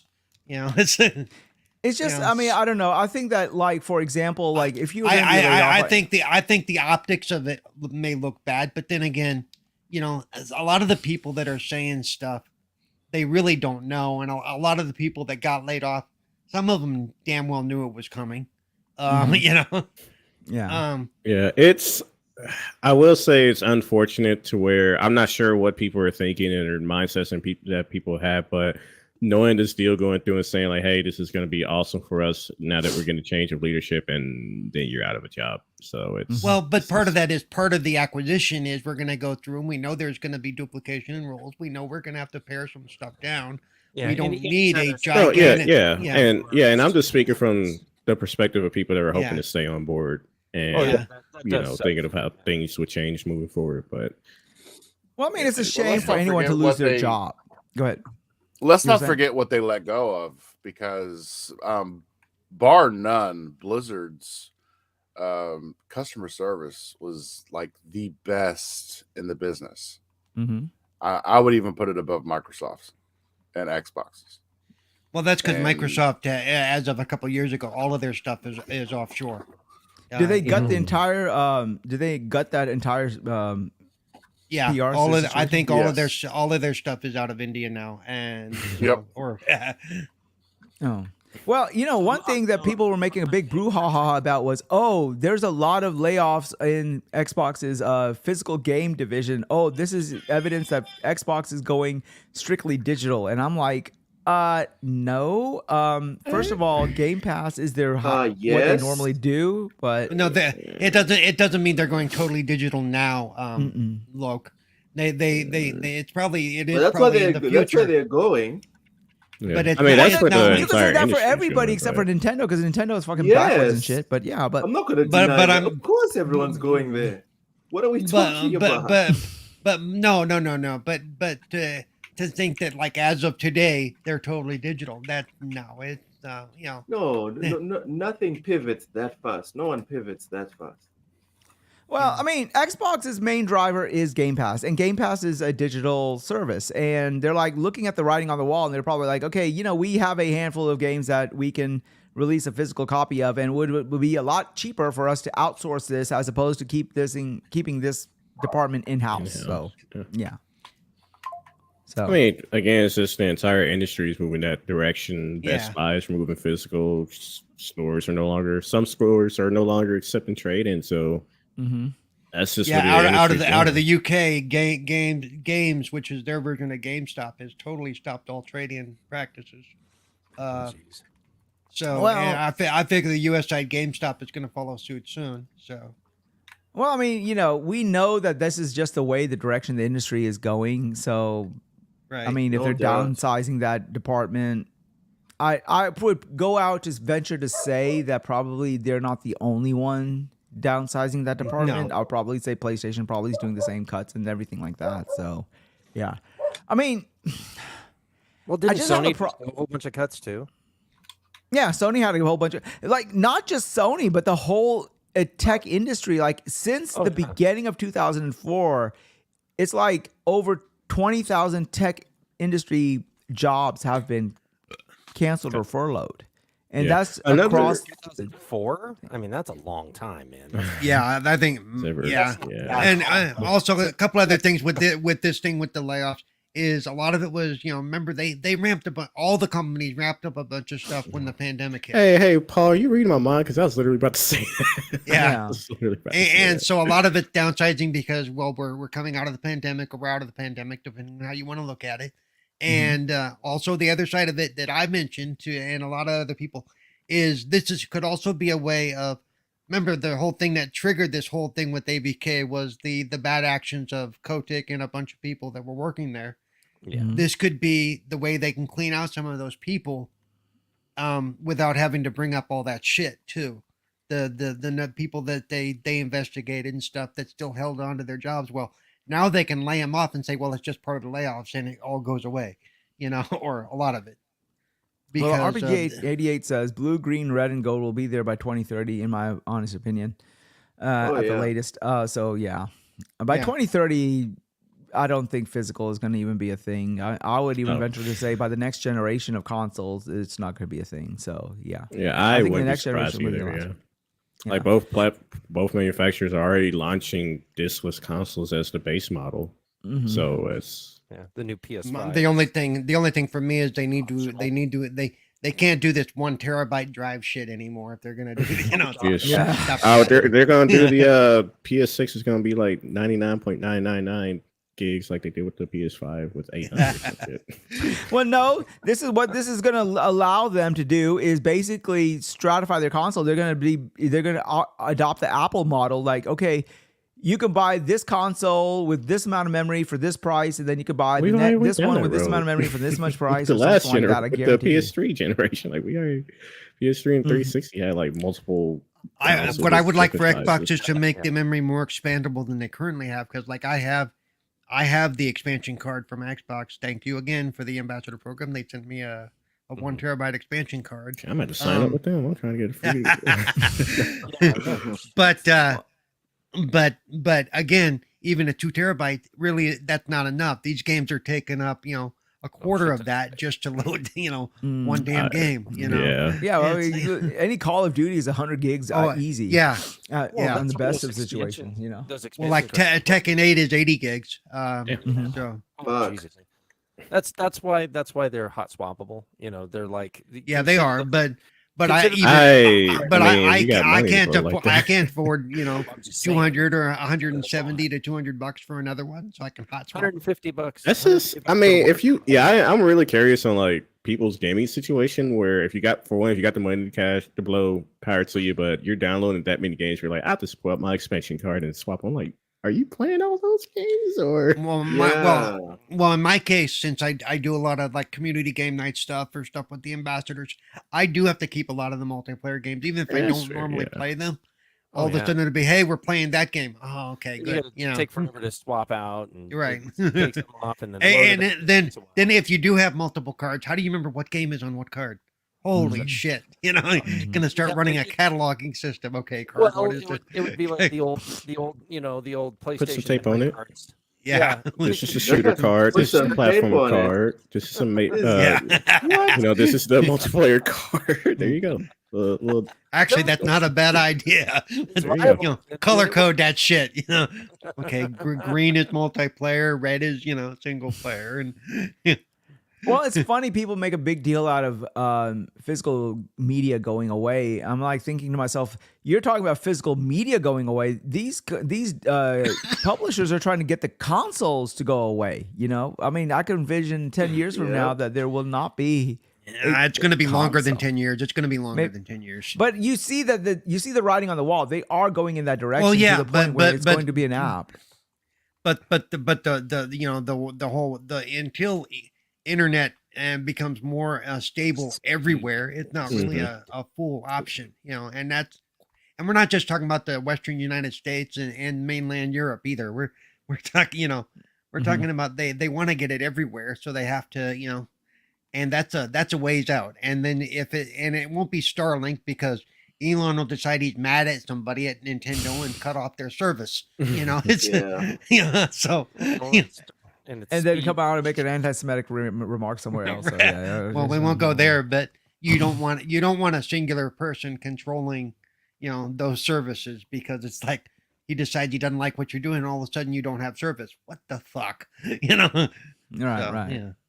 Well, I mean, you know, at the end of the same day, difference with 1900 people. governments, though, because remember, Well, yeah, governments it is. Yeah, made governments are up of just as people. bad. Yeah, I know, but the fact that, you know, in his case, he does carry that much sway that he can go, nope, we're just gonna turn that shit off so they can't do what they want to do. You know, as one guy. You know, I think Starlink is probably the worst example, by the way. yeah, Yeah. Talking about high-speed internet. Let's not bring Starlink into the discussion. Okay? yeah. I've had people who've actually used Starlink. They say it's horrible. So I don't know. It's horrible. It's meant to reach people who never had internet ever. Yeah. It's not really meant for gaming per se. I mean, it's really Yeah. not. Yeah. It's Yeah, there to provide I'm internet going access. to get it soon, so we'll see. Yeah. Well, I So, mean, I don't know. so Loke is going to make sure he doesn't piss off Elon. So, you know. Yeah, but to go back to go Elon back. doesn't care what his fellow Africans have to say. He's got problems with yours. Fellow? That's true. Yeah. You were saying Yeah. Praxis? Oh no, Yeah, Elon is South African. You didn't know? Yeah. Elon Oh, Musk you is didn't South know? African. Yes. I didn't know. No. Oh yes, he is. Oh yeah. Your ass better call somebody. And there you go. Two guys agree with me. I have a Starlink, and yes, it's horrible for gaming. Yeah. That makes him What's up? What's up? Triple, is that too much? What I do? I don't even know what's happening right now. What's going on? It Oh, says, no, he said, what I was bringing up, and I was saying, oh shit. What I was Go bringing up ahead. saying is the speed issue. Yeah, it's going to be a very fucking long time Mhm. before internet speeds get to the place, honestly, where we can have the kind of gaming we Yeah. have. I mean, in the background right now, I'm playing Call of Duty, and you're just playing. Yeah. I'm playing 120 frames per second, running with this super no lag or very little lag and latency, and having that experience on cloud. And remember, I mean, we're talking about Wize, who has a bad connection, and his router is literally right next to him. So Exactly. you know. Until everybody everywhere has. I feel the pain, basically. Yeah. I feel your pain. Yeah. It's going to be a while before that, and them saying, "Oh, just switch everything to where it's all cloud-based," will be a clusterfuck, and people that play games will be fucking up in arms going. "Where's our console?" I'm kind of looking from the perspective also is like, could they simply just be looking at where are we most popular, where do we have our most sales, and if most of the internet's fine there, then sure there could be a case of them speeding up the process, getting rid of consoles. But Well, here's another Yes, thought. yes, So, you're saying. do you think that's going to get rid of fucking PCs? oh no, how do you get rid of no? Okay, so if you're not Like, gonna do hey, no, you're going too far. Hey. No, we're like, you gotta work. How about go work? What's your You know what's kind of funny? We've gone the opposite way with PCs. We've gone from having dumb terminals and a connection to one single PC or computer yeah. to Mhm. everybody having their own computer. Yeah, Exactly. and now with gaming, we're going to go back to the other way. You know, it's like, Mm. Well, here's the thing. So if you're keeping PCs, because you got to think of gamers that are playing online, your esport gamers. My son-in-law, he plays. You got 4090s, 5090s. You got all these cards. you're as bad as Loke with Metal Gear Solid. Every week we got to hear about your son-in-law who's a professional. I'm gamer. bringing blah blah blah blah. I'm bringing him up as a legitimate reason. For I know. I'm just giving you shit. You You know? motherfucker. Oh, no fighting live, guys. It is. But the point is, Yeah, save it you're for the gonna mud keep- wrestling match. Go ahead. If you're going to keep PCs for that reason, why the fuck Yeah. you getting rid of consoles? Well, I kind of think from that perspective is the development cost of it. You got a lot of different manufacturers covering the cost for PC parts and what have you, and Microsoft and Xbox. I mean, Microsoft and They PlayStation. just Like, don't have enough money. Those trillions of dollars, they got enough money. Yeah, they don't. no, I mean, like, yeah, businesses got money to do whatever they need to. But what I'm saying is that if Microsoft is like, hey, we can do all this without selling consoles and paying for new consoles and R&D and what have you, like, sure, I wouldn't put it Well, if they past can them. Maybe make if it PC is fast still, enough, maybe, yeah. constantly selling. Well, I honestly feel like the direction the industry is going to be going is like, I think that what you're seeing, the first inroads of what the future is. I think it's going to be a situation where it's going to be, the PC is going to be a hybrid console akin to the Switch. And you're going to get these situations where that can dock and you can play locally and you can play on the go portably. And what's going to happen is, those portable machines are going to be expensive, but then Xbox will say, well, it's a lot easier for us to go to, say, ROG and, subsidize their console if somebody buys it, with Game Pass for a certain number of years or anything, than for us to have an R&D department in-house that makes its own console. So I think that's what's going to happen. I think they're going to just go and just, go to a third-party maker and say, look, you make it, we're going to subsidize it. And if they buy a certain number of a year's worth of Game Pass, we'll charge them this month and we'll pay you this much back as a subsidy for that console. So I think that's what's going to happen. And it's a lot more economical for a corporation because, again, you don't have to pay for R&D. You don't have to pay for the people you have to pay, hire to do all of that stuff and everything like that. So I can see that, but still. yeah. I still think it's a ways off. Yeah, I mean, I'm not saying it's going to happen day after tomorrow or anything like that, but No, the writing is on the wall. I'll probably be dead before it It happens. could happen So. the day before. No. Like what? You're not going to die in the next 10 years or some shit like that. Well, we didn't. I can hope. I can hope. Oh yeah, it's gonna be a while. Well, I mean, Two Bad Stack says regarding the internet, he said it used to be really good, Starlink, and but it has degraded over time. Doesn't surprise me. That's pretty much like anything Elon touches. Like Tesla was good in the beginning, but now they're busting up into flames and they're recalling shit every day. So yeah. Some games are fine online, but some are affected by the light drops or packet loss. Don't even try to stream over cloud though. Fortunately, Starlink is the best I can get. Unfortunately, so Right. Yeah. I mean, it's good for what they're trying to do, but yeah, it is not a gaming thing. I mean, satellite internet has been here before Starlink. Starlink is just sort of Elon. Oh yeah, but the uplink speed sucks for you could never game on satellite internet ever. Shit. But remember back in the day, they used to have those dish satellites and stuff. Even with the TV, like you got fucking rain, you didn't get TV. It's like and sunspots and stuff like that. Yeah, like there's all television, kinds of stuff, man. Exactly. Like big So satellite television, yeah. He said, I'm not happy with the digital future. I'm not happy with the digital future, but unfortunately my kids are. And guess what? Microsoft doesn't give a damn about me because I'm basically 2 feet in the grave. That kid, they have more money. They can milk that kid for longer. So yeah, and that kid doesn't care about. And it's just like everything. Technology always changes, and technology changes quickly. Always has. So Yeah. But really, this is our prediction, but we really don't know. We really don't know. I mean, Right. shit. Next thing, we might be streaming all of our shit on a Vision Pro for all we know. So who knows? Yeah, I mean, it could speed up pretty quick. It could speed up pretty quickly, but But long story short, they're all three. Well, I can speak for two, both PlayStation and Xbox, not Nintendo. But both of the big major two publishers, they're trying to find a way out of the hardware where they can just focus on the software because that's where all of their profits are. So, Right. Yeah. Anyhow. Especially. But Sega. all right, anybody else have anything to say about this topic, about the layoffs and everything? I mean, again, it is not a good topic to talk about because anyone losing their job, especially at the beginning of the year, is not good news. But at the same time, may not be as big of a issue as people are making it out to be. Because and let me make clear, because some people have harped on me, well, you just don't care about the employees. It's not true. I feel very bad for the employees, but when I'm talking about it, I'm talking about it from a purely fiscal business standpoint and looking at how acquisitions and mergers work. and that's just yeah. Well, and this is what I've been saying from day one too, Paul. Like people say, "Oh, Xbox is our friend, PlayStation's our friend, Nintendo." None of those motherfuckers are your friend. I'm sorry to say, you provide them money. Never have been, never will be. Yeah, exactly. They don't give a fuck about you know, you. They Phil only played care about multiplayer the with people. bottom That's right. line. That's Okay. I do like what some of the smaller developers. And I've he seen some calls tweets himself from a small. gamer, right? I've seen some smaller developer houses. Their boss was coming out. I'd never do this to my employees. And I'm thinking to myself, then you haven't been through an acquisition or a merger yet. Bullshit. And you're Yeah, not that it's big. like- You're not yeah, managing I- 20,000 people either. So Yeah. yeah. It's again, it's one of those situations where it sucks that it's happening. I'm not minimizing that at all, but it's also like just logically speaking, this is what people expected. So Yeah. what else is there to be said?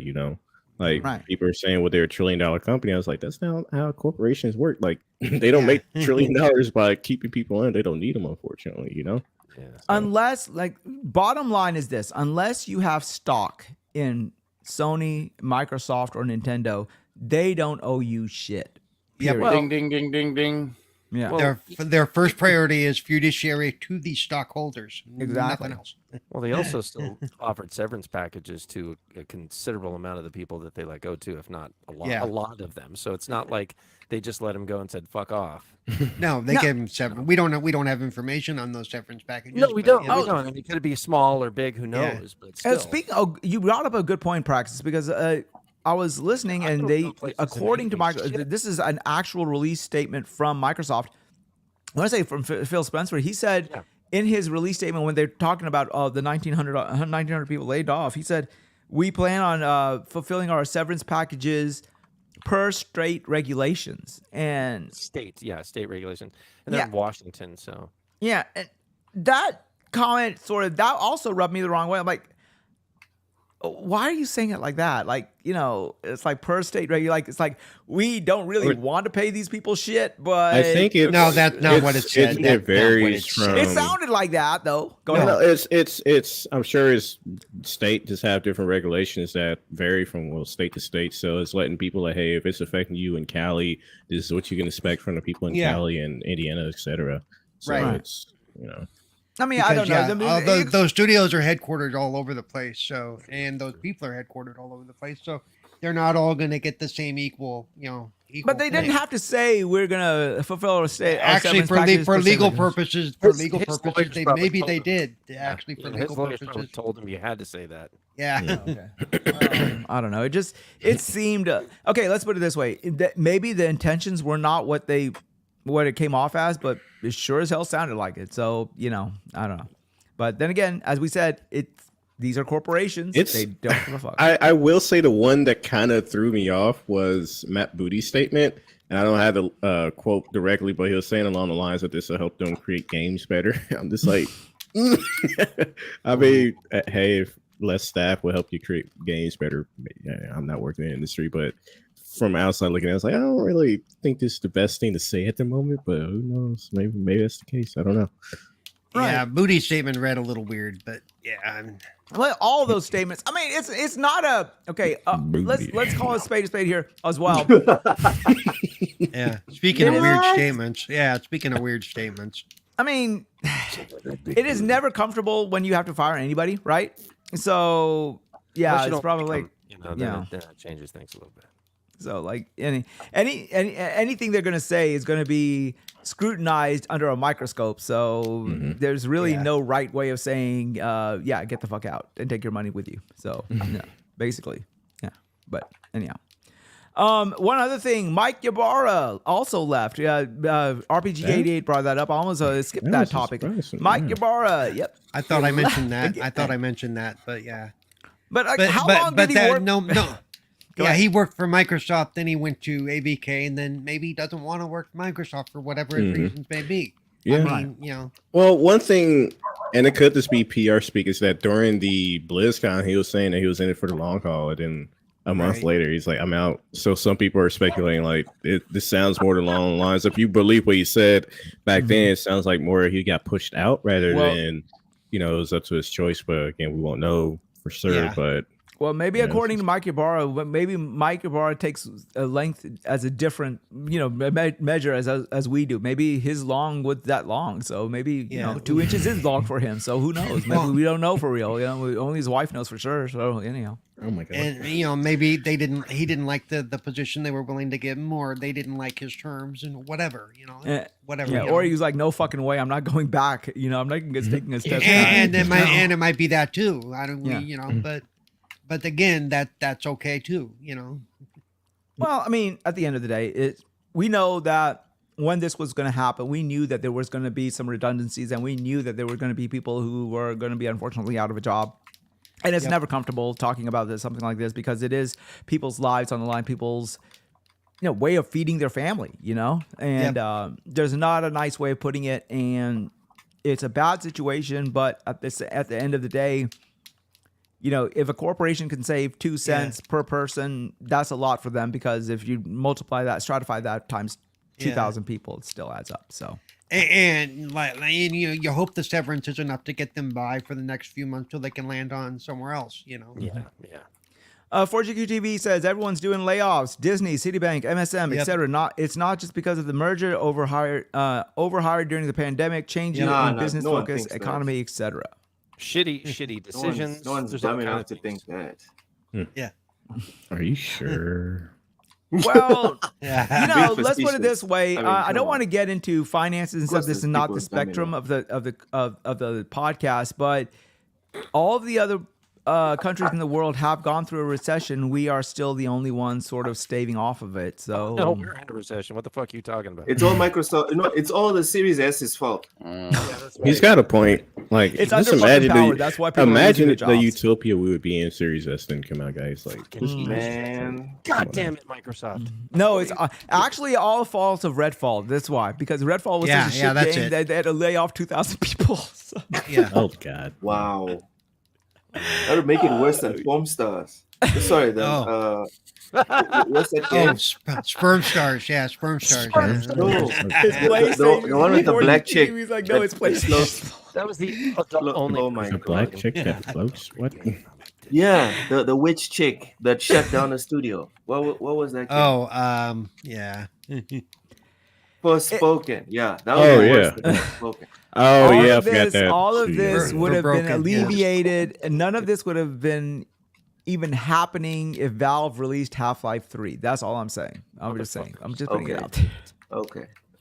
Man's got a point. No, this is why they don't take us seriously. This is why they don't take our podcast seriously. Oh, Yeah, it's not the things that Wize was saying when we opened the show. Man, No, it's Nintendo's fault for not announcing the Switch 2. If Nintendo would get off their ass and announce Switch 2, everything would be perfect. That's what I'm saying.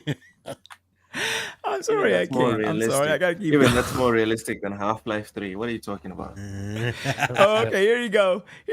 Loke once told me Jalen Hurts can save the world. I told him Jalen isn't number one anymore. Wow. The fuck? I'm the one who says Jalen Hurts sucks. Oh shit. Jalen Hurts couldn't save his car. Look, it's not Jalen Hurts' Wow. fault. The problem is it's because it's all because that guy Kleck is taking Taylor Swift off the market. That's why everyone's getting laid off. Kelsey. Kelsey. Pronounce his name properly. Kleck. Yeah. Kelsey, you. The fuck is a Kleck? What is a Kleck? I don't know. I don't pay attention to that shit anyways. Well, you better, motherfucker. I know. I'm No trying to shit. make jokes. Holy crap. Well, it feels like he's Jokes extra about aggressive something this you don't even episode. know What how to happened? Yeah. pronounce. All right. Kleck? I mean, You talk about the, Kleck, dude. the guy from Africa knows more about American football than you do, Wise. I mean, come on. I Jesus watched college Christ. football ever since Nick Saban retired. Everything was over for me. Well, so there well, you go. you know, Kelsey Nick used to play Saban? college football. Are you from the Stone Age? Jesus Christ. Nick Saban was an Alabama coach, dude. University of my Alabama. God. That's where I'm from, dude. He Dude. retired. Oh, God. Dude, when Nick Saban announced his retirement, the whole fucking state shut down. Literally, the whole fucking state shut down. We had a cold spell that froze the fucking state. Everything went to hell in a handbasket. The world was coming to a fucking end. You When didn't know Nick the whole story. Saban retired, Tom Brady was still a football player. It's a rookie, right? Nick say, Settle what the fuck are you down, talking about? man. Nick Saban Come retired on. this year. What are you talking about? No, he retired last year. What the fuck are you? No, he didn't. He just retired like, what, 3 weeks ago? Don't make me Google that shit and make you look bad, Wise. Okay, I'm just. No, it doesn't let's matter. I move don't on. pay attention to the. Let's Like, move on. yeah, like whatever the majority of Alabama When's does, Bill I go Belichick the other gonna way. land? Okay, I'm sorry That's to all say. we need to know. That's all we need to know. When is Bill Belichick gonna get a job? That's all we need to know. I hear McDonald's is hiring. But Bro, what? Imagine the album she will write when this blows up. McDonald's is an equal opportunity employer, okay? Jesus.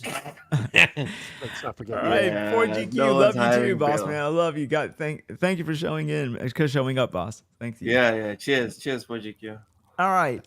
Last topic of the night. And of course, everyone has been waiting for Bated Breath. It's a little small game. I'm out. Thanks for I'm joining out. us. KY is playing it. I'll see you guys next week, guys. It's been real. Thank you. I'm done. I'm tired of talking about this game. I'm sorry. All Love right, you guys. let's get into You this. need to do more Cheers. playing and less I talking. played it. All right. it's Bye-bye. it's Pal Gear Solid. Yeah, it's He literally logged the fuck off. I played this Wow. game.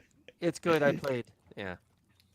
Loke is like, no, you guys have to understand the chat. It's really funny. Loke is like, I wanted to go through all these topics in my show. All we fucking talked about was PalWorld. It hijacked Yeah. my goddamn show. So yeah, when we moved to PalWorld, he's like, oh, I'm fucking out. So and he literally that left, means so. that means he just needs to learn to control the show Anyhow, a little better. Yeah, So our first viral game. of 2024 app. So the first. It's funny. He's like, I'm out, and he literally left. I mean, even Metal Gear Solid couldn't bring his ass back. So, yeah. Oh my god. Oh funny. All right, let's go ahead and talk about this shit. All right, PalWorld, affectionately labeled Pokemon with guns. So yeah. First of all, You no, it's can't not. even- You can't it even get does guns to your level have 30. characters that look like. Go ahead. You can't give your pals guns until you're Nope. level 30. To be honest with you, Time in it. Well, there's one. There's and one. to be pal honest that with gets you, it a- runs better that than gets a Gatling the gun. last fucking offerings of Pokemon, yeah. That's why the Nintendo Cozy says fans are boo. like, Cozy, why are you saying boo? Because your co-host logged off at the topic or what? Or because she was the one that they were It's talking it's a good game. To be honest with you, I actually like this gameplay loop more. it's like I said, it's art meets It is Pokemon what meets you were breaking up praxis. What are you saying? Oh, no. Breath of the Wild. I was asking Cozy if she was the one that was talking about Pokemon. Or I'm in a Pokemon. Oh, ooh, wow. Whoops. Sorry, Nintendo. Yeah, I didn't see the show. Apparently, Loka got pissed off at PalWorld because you got hijacked his show. Yeah, he wasn't thrilled. It's a good game. And yeah, it does. The characters, the pals, They got are some- inspired by, and I say that tongue in cheekly, by Pokemon. But then so is Digimon. So is all I've this seen other some shit out there. designs Yu-Gi-Oh! though and that all have be kind of like, we're trying a little closer. Where some of these designs are just like hilariously close to actual Pokemon design, or they're like a merge of different Pokemon. Pikachu. It's not a thin one.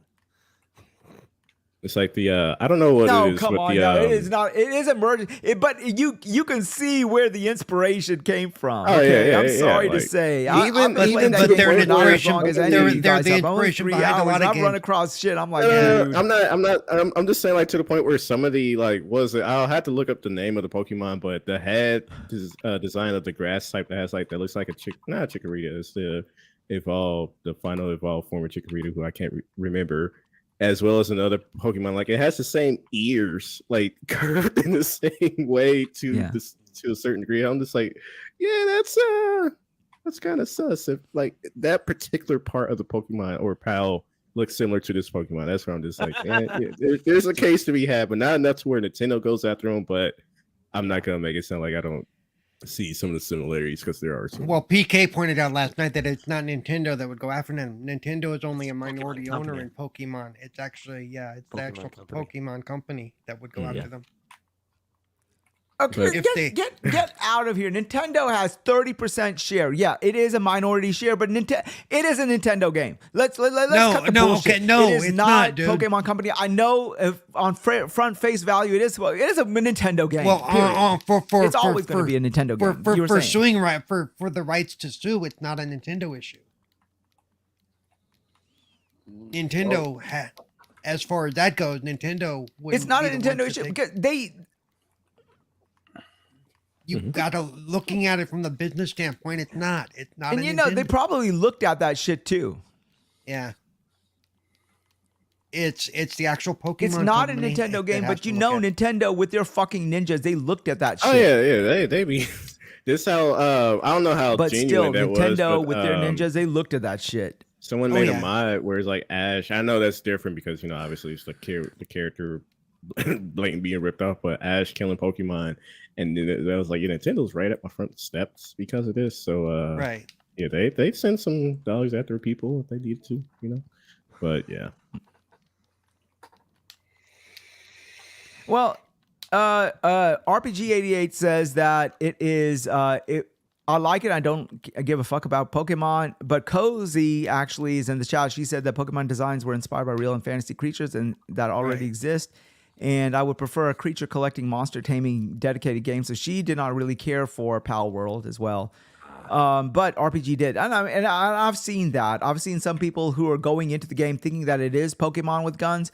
And when it's not, it's more of a survival game, as we've talked about. Yeah. And there are people. Remember, these are probably a lot of the same people that said Starfield is No Man's Sky. And the people going in and liking it.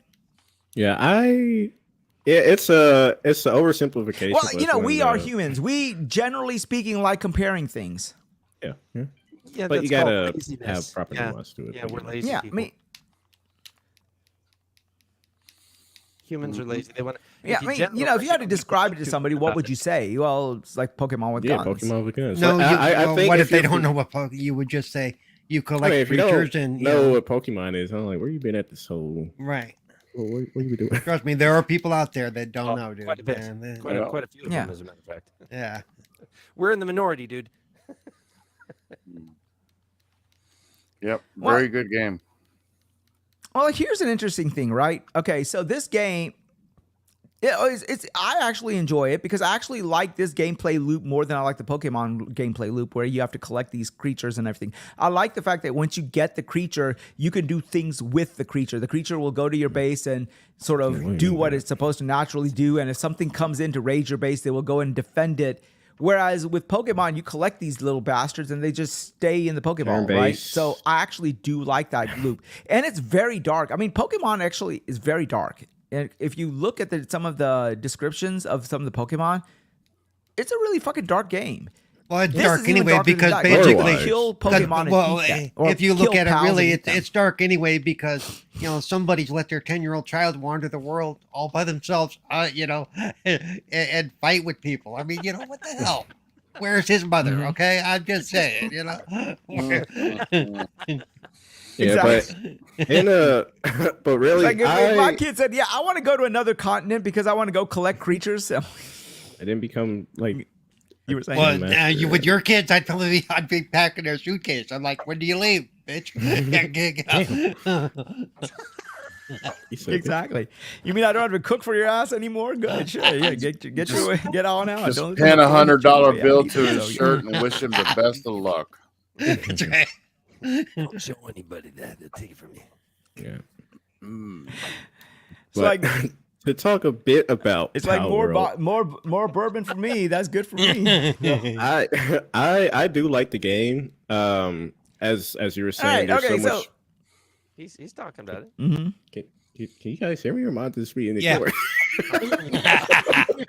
So no, but I do like the game and having more options to do aside from just turn-based battles. I know the newer Pokemon, specifically Legend of Arceus, tried to really change the gameplay format, but I just after a while just couldn't stick to doing the turn-based formula and being able to capture. For one, being able to go hands on like punch the Palmons. It's hilarious, but capture the Palmon, you still get that little fantasy of collecting the Pokemon, which is apparently Palmon. I'm sorry. And now you're base building. Now you're, as you say, you're having them work on your base and you're building that up. So you have other aspects to do.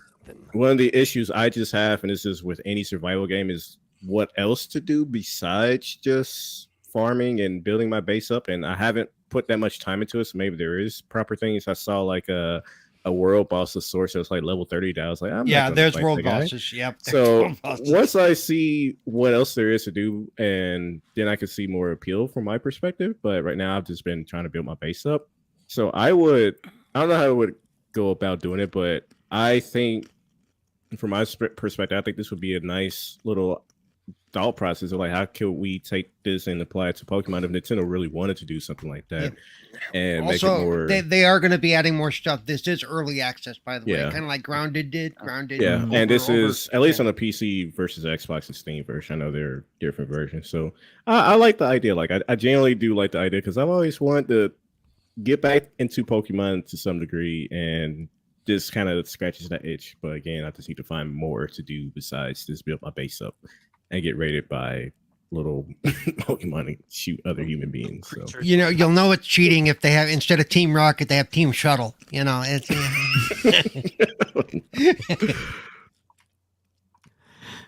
well, there are certain aspects about this game that I do want to talk about. The first one is this.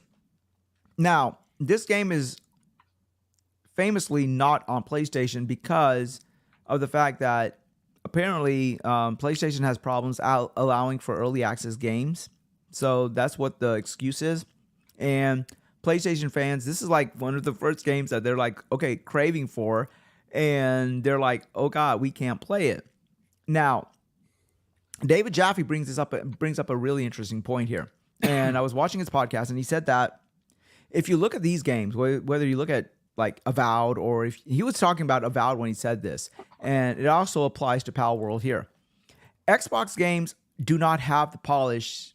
Like we can say whether you're a PlayStation fan, Xbox fan, the Xbox games do not lack a certain polish in general that PlayStation games do. And this is Jaffe's comment.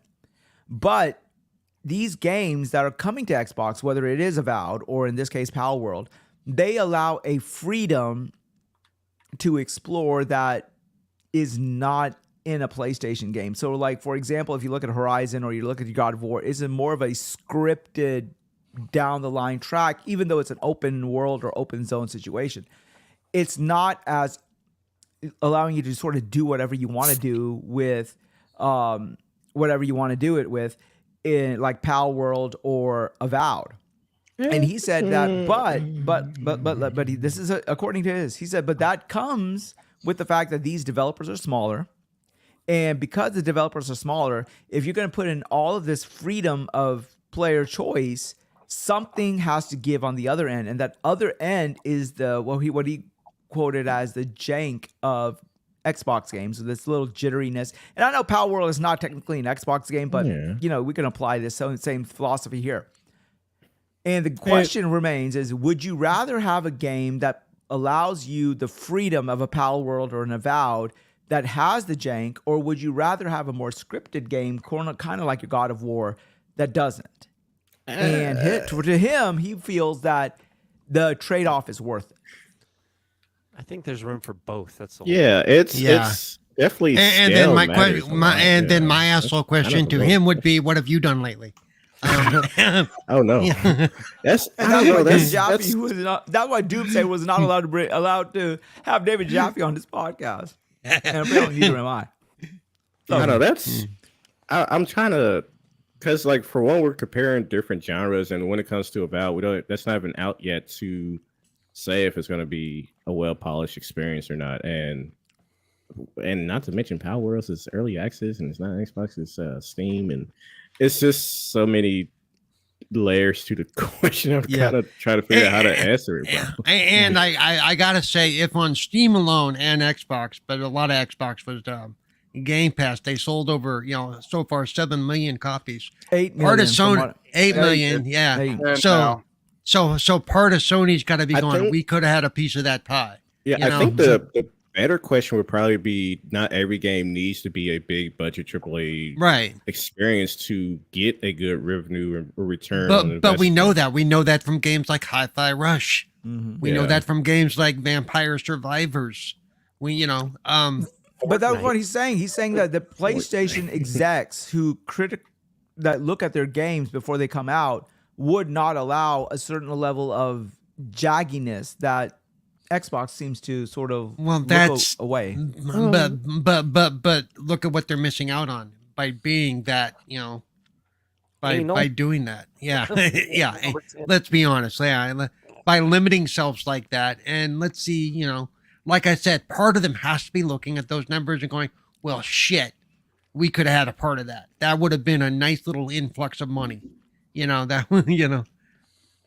well, Cozy Because- said it best. She says PlayStation doesn't allow variety anymore. So, I mean, Cozy, I think, seems to agree with what David Jaffe's opinion is. So, I agree with it. I Too. feel well, I mean, when you have so many people making a game and you have all that payroll and stuff, you can't afford experimentation as you would if the development group was a lot smaller. Like, obviously, if you're paying 1,000 people a salary versus when you're paying 100 people a salary, there's a little bit less appetite for risk than, and that goes without saying, so, yeah. But It might play a part. It depends on the production. It depends on the game. It depends on the company. Mhm. So Go ahead. No, I was just gonna say again, it really varies on genre and what the developers are trying to do, because the level of jank really does vary, considering when, at least in PalWorld's case, like it's not coming from a AAA, developer producing something like that, and we see similar games in the space such as Ark, like that kind of comes with the territory where you're making something this size, and if you're trying to get it out and play test it, it's just a weird. I'm trying to understand Jaffe's point, or maybe Jaffe is saying that there's two people that play game, two types of people. One top person says, you know what, I don't mind experimentation at the cost of fluidity. And then there's some group of people saying, look, if I'm going to play a game for 30 plus hours and it's going to not be as have the optimal amount of animation or frames of animation or whatever, I'm not going to play it. It has to behave in a certain way. So no, that's or cinematic experience, polish. What it has to have be you. a third person overshooter. No, I'm stop there. Indiana Jones is wrong. Oh my god. But that's what. I think the sales. The last I was gonna say the sales of PalWorld kind of tells people like, hey, as long as it's not a obviously broken mess that's unplayable, people will go towards what they deem as fun. It doesn't have to be a God of War Ragnarok level style of polish. As long as it's functioning properly, you can enjoy it, and you're not fighting it over like you're playing the game more than you're fighting the game. Not every game has to fit inside of a box, not fit inside of a specific mold or style. Obviously, if they did, it'd get fucking boring. Well, if you're the one writing the paycheck and you're the one making the financial risk, then yes, it does, because you want a return on investment. If you're going to invest Right, but $500 again, million on a game, fucking then you're return not on going to investment, have the appetite of somebody with $7 million on a game. right, but at the same time, again, you're looking at the power. There's no way PalWorld was that expensive to make. I'm sorry, there's just no way. And Xbox was willing to take a risk. I mean, they paid to have it on Game Pass. So I mean, you've got to get yourself out of the mindset that everything has to be a perfectly clean, super banger They to paid in be money. successful. And then we Yeah, they- compare everything to Yeah, everything. anytime a game gets put on Game Pass like No, that, I was gonna say they paid in money as well as getting the worst version compared to Right. what you can get on Steam. So Right. they got it. Yeah, I think the one on Xbox is like, I think two not generations, but two versions Versions, behind than the Steam one. So yeah. But you know what? The only one I played is the one on Xbox, and I haven't had I've had a couple of weird things that just basically saving the game and going back in has cleaned it up. So and it's early access. Remember, the game I talked about a few minutes ago was early access for 2 years. So was Baldur's Gate, by the way. Baldur's Gate 3 was in early access for 2 years. So those of us who played it went through the jankiness and the bugs, and helped them make a better game. Mhm. And through that early access, they kept some stuff they didn't even add till they went live non-early access, especially with what the fuck is the name of that game? The garden one where you're The garden. Grounded? Grounded. grounded. Yeah. A lot. Some of the stuff they didn't even add till they did the official release. So Yeah, it was- even though you got to see a lot of it through early Yeah. access, Yeah. you didn't actually get to see the end game until they actually did the official release. Exactly. Yeah. Yeah. So this can be done and done well and make them a shitload of money, in which it already has. Oh God, yeah. Well, So so the idea that it has to be perfect in order to get released, or you have to automatically know what your return on investment is going to be. I can guarantee you they didn't think their return on investment was going to be 8 million sold in a week. exactly. Nobody saw that coming. That Yeah, these there's- numbers are unfathomable. 8 million in a week. You're talking about Pokemon numbers, basically. Yeah, I mean- you know? There's no way that the bean counter said, "Hey, this could do 8 million." No, they were probably thinking a couple 100,000, dude. Of course. There's no way they were even, Of course, this is across PC and Xbox, Right. And Pokemon. And that's not even including like they're making bank. Like as you said, over 8 million copies, and they still got the Game Pass back. Like that's yeah. They still got the Game Pass backside. It's so They got money. They got lots of money. Well- I just want to say that I've always disliked Pokemon. Mhm. I've disliked the premise of the art style. Too I've always kiddish. been more, I've always been more of a Magic the Gathering, Dungeons and Dragons type when it came to the card game or the lore of this sort of stuff. Mhm. But this game has got me. I mean, it's got me good, and I got to tell you, PalWorld's secret weapon is that it appeals to 4 or 5 different genres. right, and does them well, and does that well. It does them well too. And Pocket Pair, the developer, has said that they are only 60% done with this game. That they're still working on their PvP, and they're going to bring some soul to the world, because right now the world is soulless. I mean, you got NPCs that just have a few lines. You've got I think it's 10 or 11 world boss battles that. To me, the way the boss battles are presented to you and the way you come about them, it's almost like Elden Ring-ish. Yeah, the way they it are really in the is. world. just strutting around. Yeah. And the art style is totally, I mean, from the character and a world model, it's Fortnite, and from the pals, it's Pokemon, and then from the survival, I mean, it is loose. It's very loosely survival. I mean, it's not like I have to make sure I drink anything. I just have to eat something. Yeah. You right, got, and the tree chopping and stuff is Minecrafty. And It's just the little got bit of so collecting. many things going for it.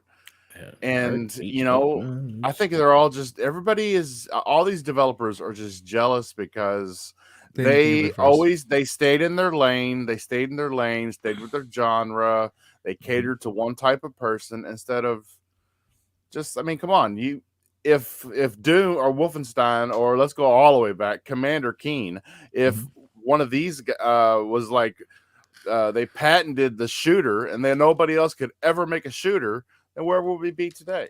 Yeah. I mean, it's almost like these other genres are untouchable for these other developers. No, you chose not to do it. So don't get mad when this game comes out and it gives. You never play a game where you go, this game would be so much better if I could just do this also. This game does it. You can literally do everything. You can have 8 players in a server on Xbox. You can have 32 players in your world on PC. And the only thing about the game that I do not like is that your character stats, level, pals, it's all saved. It's a world save. It's not a character save. It's a world save. So if you go and are invited to somebody else's world, you go into that world as a 0. So in that sense, it works like the new Fortnite thing they did that was very Minecraft-ish. Yes, it works like the new Fortnite or Minecraft. You go Right. in and you basically you have to have the other person, their world. You have to have them make that stuff for you To or get help you, you yeah, out. get you rolling, yeah. Shut up, yeah. But other than that, though, I mean, I don't care whether it's me and 7 zeros. That is a blast, even if it isn't a soulless world. Right. I have had the glitch though, where I went now when I start the game up and I go to because the only time it ever saves is when you go to menu, and when you come out of menu and you go back into the world, like my base here is on a cliff. And I've been spawned under the cliff in the water a couple of times. Ow. And when you're in the water, you use stamina, whether or not you're treading water or you're swimming. And once that stamina's gone, you can't get it back while you're in the water. So your health starts to deplete. And so you end up dying right there.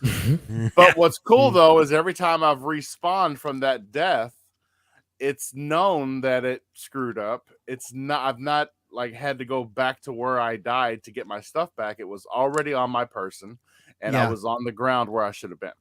And the other plus thing is, I don't know if people know this, if you're in one of the caves, which is really easy to get lost in the caves and not be able to find your fucking way out, if you die inside that cave, it actually puts your stuff outside at the entrance.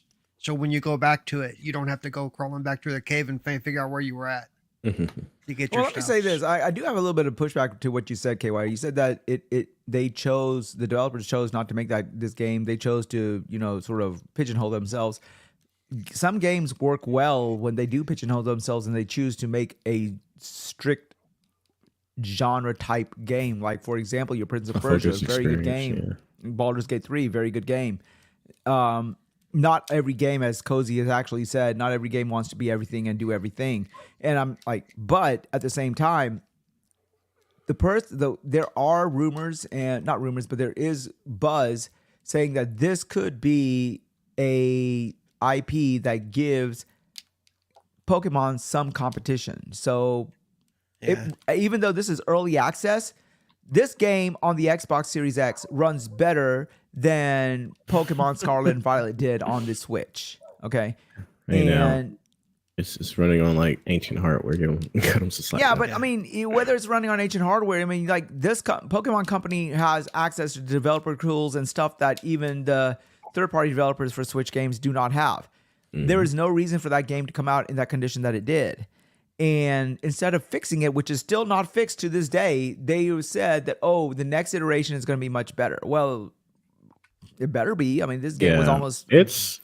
Right. I think one of the issues, too, is that they need to just give them some more time. I don't know how many studios they have working on Pokemon, but at one point, it felt like they had like multiple Pokemon drop in the same year. I was like, what are y'all doing? They have one primary studio who hasn't really turned out anything good over there, on the mainline Pokemon stuff. And so Monster Train. PK knows more about that. We really need to get PK on here to talk about that someday, because he follows that stuff. But he's saying, that one thing they need to do is they need to get a new developer on this game to actually do it justice on the IP rather. Right. I mean, they need fresh blood of some kind because the Pokemon gameplay loop has pretty much been the same since the Game Boy days, And of course, it went from 2D to 3D, but you're pretty much doing what you've been doing since back then. And this one takes, and as much as we like to say, it's Pokemon with guns, it's nothing like it. And as Cozy said earlier, it is more of a survival game than it is a Pokemon game, because Pokemon, you have to actually train the monsters. Here, the monsters sort of... You fight, do jam battles, and, it's... But, I mean, that's one of the main things is... Go ahead, KY. I want to answer Cozy Belugas, unless they add dedicated monster training. I am training my monsters. Everything I do personally... Like everything that I build or everything that I cook or anything like that, then the pals that I have in the pal spheres on my person, they gain XP. Yeah. Now the pals that are on my little base here that are doing their work, they're gaining XP on their own, and you will see as they level up, they are gaining new moves. They are getting new abilities as they level up. So I've got they've gotten new attacks as they level up and whatnot, and yeah, I mean it's a vanilla type of training, but there is breeding too. You can breed them, you can incubate eggs, you can, and even pals of the same type may have different characteristics. Some are cowards, some are fighters, some are lazy. Some are lazy. Some are lazy. The ones that are lazy, you actually have to pick the pal up and throw it at the structure that you want it to take care of. Otherwise, it'll act like it doesn't give a shit. Yeah. Like, I don't care.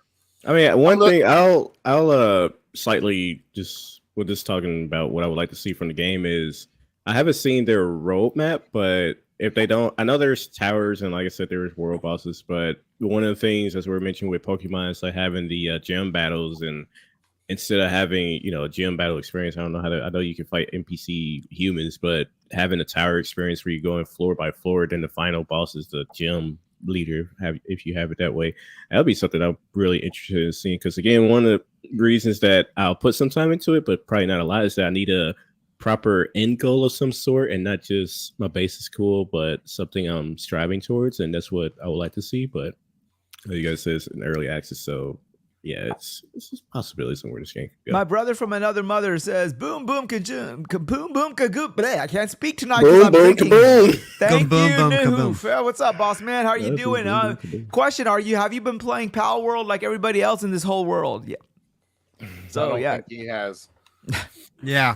He doesn't like Pokemon with guns. Yeah. He's like one of those fellas, like my panelist, Spider Mac. He's like, nope, played it 5 minutes. I didn't even give it a chance. Hate me for it. I'm not playing it anymore. He's like, fuck no. He's like, why? You have a thing against little creatures and furries? I thought you liked furries.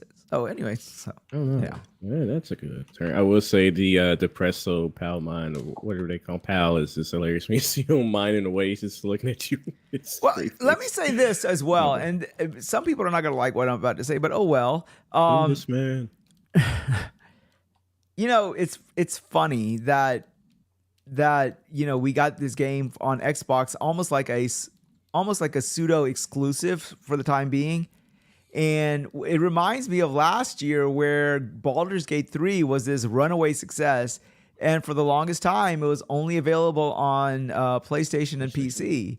Mm-hmm. And it's like, everyone was joking around on, Xbox at that time because they weren't able to get Baldur's Gate 3 on their console. And now the shoe's on the other foot where, you got this viral success of a game, PalWorld, exclusive to Xbox, but not on PlayStation. I know it's temporary. It's going to be a while, but, it goes to say, just be careful when you throw stones and when you're living in glass houses and throwing stones. That's all I got to say. It's just, things can change really quick and all that. Well, it's, if you got to look at Sony's, come on now, Sony, they even ripped Cyberpunk 2077 off the store because it wasn't up to their standards. And I feel like they did that just to be honest with you, when you had your NPC T-boning, I could understand that. Well, no, the thing about the Cyberpunk thing is, like, I know they pulled it, but I just have to ask, like, is it not because of how many refund requests people are getting, and instead of wanting that was part of it? Yeah, they got a lot of refund requests. Yeah, their refund system compared to like Steam and Xbox is shit. Sony's refund system is if once you have the game on your hard drive, you own it. Download it. It's like that's their that's their system. That's their system. So PlayStation or Xbox at least gives you 2 hours of playtime before they nope. And even after that 2 hours, they will consider it if you request one. Because I've gotten some that way where I've kind of lost track of time or whatever and went, nah, this isn't for me. So what the fuck are you talking about? Baldur's Gate looks like ass. Are you serious? I mean, I don't know. Maybe you and I are playing a different Baldur's Gate. That's Snoofy for you, baby. Are you playing Baldur's Gate 1 on the PlayStation 2 or something? Like, what the fuck are you talking about? Yeah, like, it looks like on potato mode. I swear to you, God, so. But yeah. I don't know. It's okay, here's a question I have. A lot of people are saying that this could be the Pokemon for adults. Do you think this game has legs? And if so, here's a counterpoint. Here's another question to follow up on that, because they sort of feed to one another. Is it in Microsoft's best interest right now to lock this game in? Maybe not. I don't want to say buy the publisher or whatever, buy the developer, but you can buy the IP, and just like they did with Minecraft, and make it a IP forever. Do you think it has legs, and do you think Microsoft should do it? I mean, it's something that's it's sold 8 million copies in a It's week. 8 million fucking copies. Early access, okay? 8 million fucking copies. We won't know how it's like still.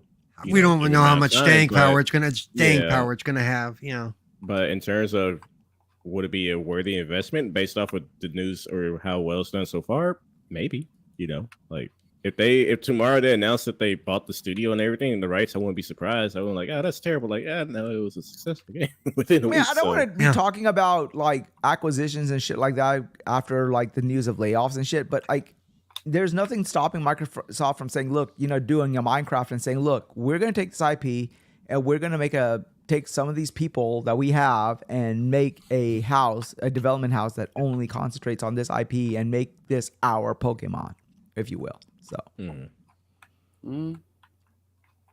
do you think it has the legs to do that? Do you think it has? Because Pokemon has been basically the king of this genre. And I know this is not Pokemon. This is technically the gameplay loop is different. But let's call it spade a spade. Nobody's going to say this is not Pokemon. This is basically Pokemon. Okay, I mean, it's not basically Pokemon. It's not Pokemon, but it's like basically from the outsider's perspective, it's gonna be like a Pokemon type of game. Do you I understand think the what I'm main saying? thing to look at is how do other games in the genre compare. And I know we keep saying Pokemon, but I will really compare more so to like the Arcs and the other survival games that are and how they've been received from the public, and go off of that, because I feel that would really answer the question of how people would feel intrigued to play the game for an extended amount of times. And it also will really matter on how the like I said, I haven't seen the roadmap, but how they expand upon the game. But it's a possibility, definitely a possibility if they add to it correctly. But we haven't even seen, we don't know what their end game looks like, or what they're gonna do beyond this. We know they're gonna add multiplayer. We know they're gonna add some other stuff. But what Cozy said, that's like saying Splatoon is basically Call of Duty. Well, but this is a good point. But yeah, it may not be COD, but this is what Nintendo had to do when they couldn't get COD on their Switch. So they took Splatoon and made it into an IP. So can this game be an IP of itself? Of course. They took Splatoon and made it an IP.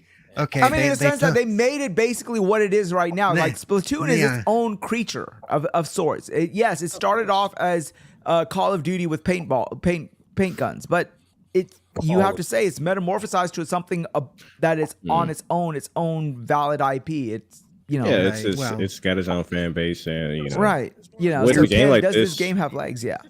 Yeah, with a game like this, I think it'll be less about whether or not we get a sequel and more so it's a it's a multiplayer game. So unlike the Pokemons where 2 years or 1 year later you get a brand new game, this is going to be just improved upon. And I know I keep drawing a comparison to Arc, but I'd have to see when did Arc release and when do we finally get an Arc 2 that's still not out yet. But and that's the direction I see this going versus PalWorld, whatever, 2 in like 2 years. I highly doubt that. Well, I think it does have legs. I personally believe that Microsoft would be foolish to not lock this in one way, shape, or form. We gotta always. So 8 I was million gonna say, is not a number that you scoff at. I'm sorry to say. of course, 8 million. I'm sorry. 1 Right, million is but a I was coincidence, just gonna- 2 okay, million is a trend, 8 million is a fad. It's not more than a fad. But okay, hang on, wait.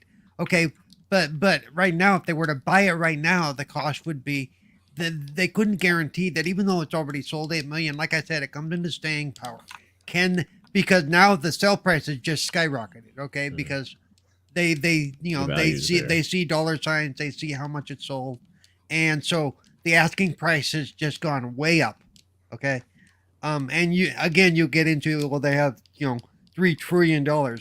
That doesn't mean they want to spend it all on one IP that may or may not pay off. Mhm. Okay. So, Plus, we always got to go back to whether or not they're looking to get bought out. right. Hey, I like what Nuke said. He said, I bet Fortnite's going to add shit like this to their game soon. Well, Fortnite basically is a ripoff of PUBG. Fortnite's a PUBG. ripoff of everything, okay? Yeah, I mean, they Fortnite's a ripoff of PUBG that went well. So, I mean, who to say this is not going to... Everything has a sell-by date. I'm sorry to say that, but everything has a fucking sell-by date, all right? Pokemon has been lasting for a very long time, but it does have a sell-by date.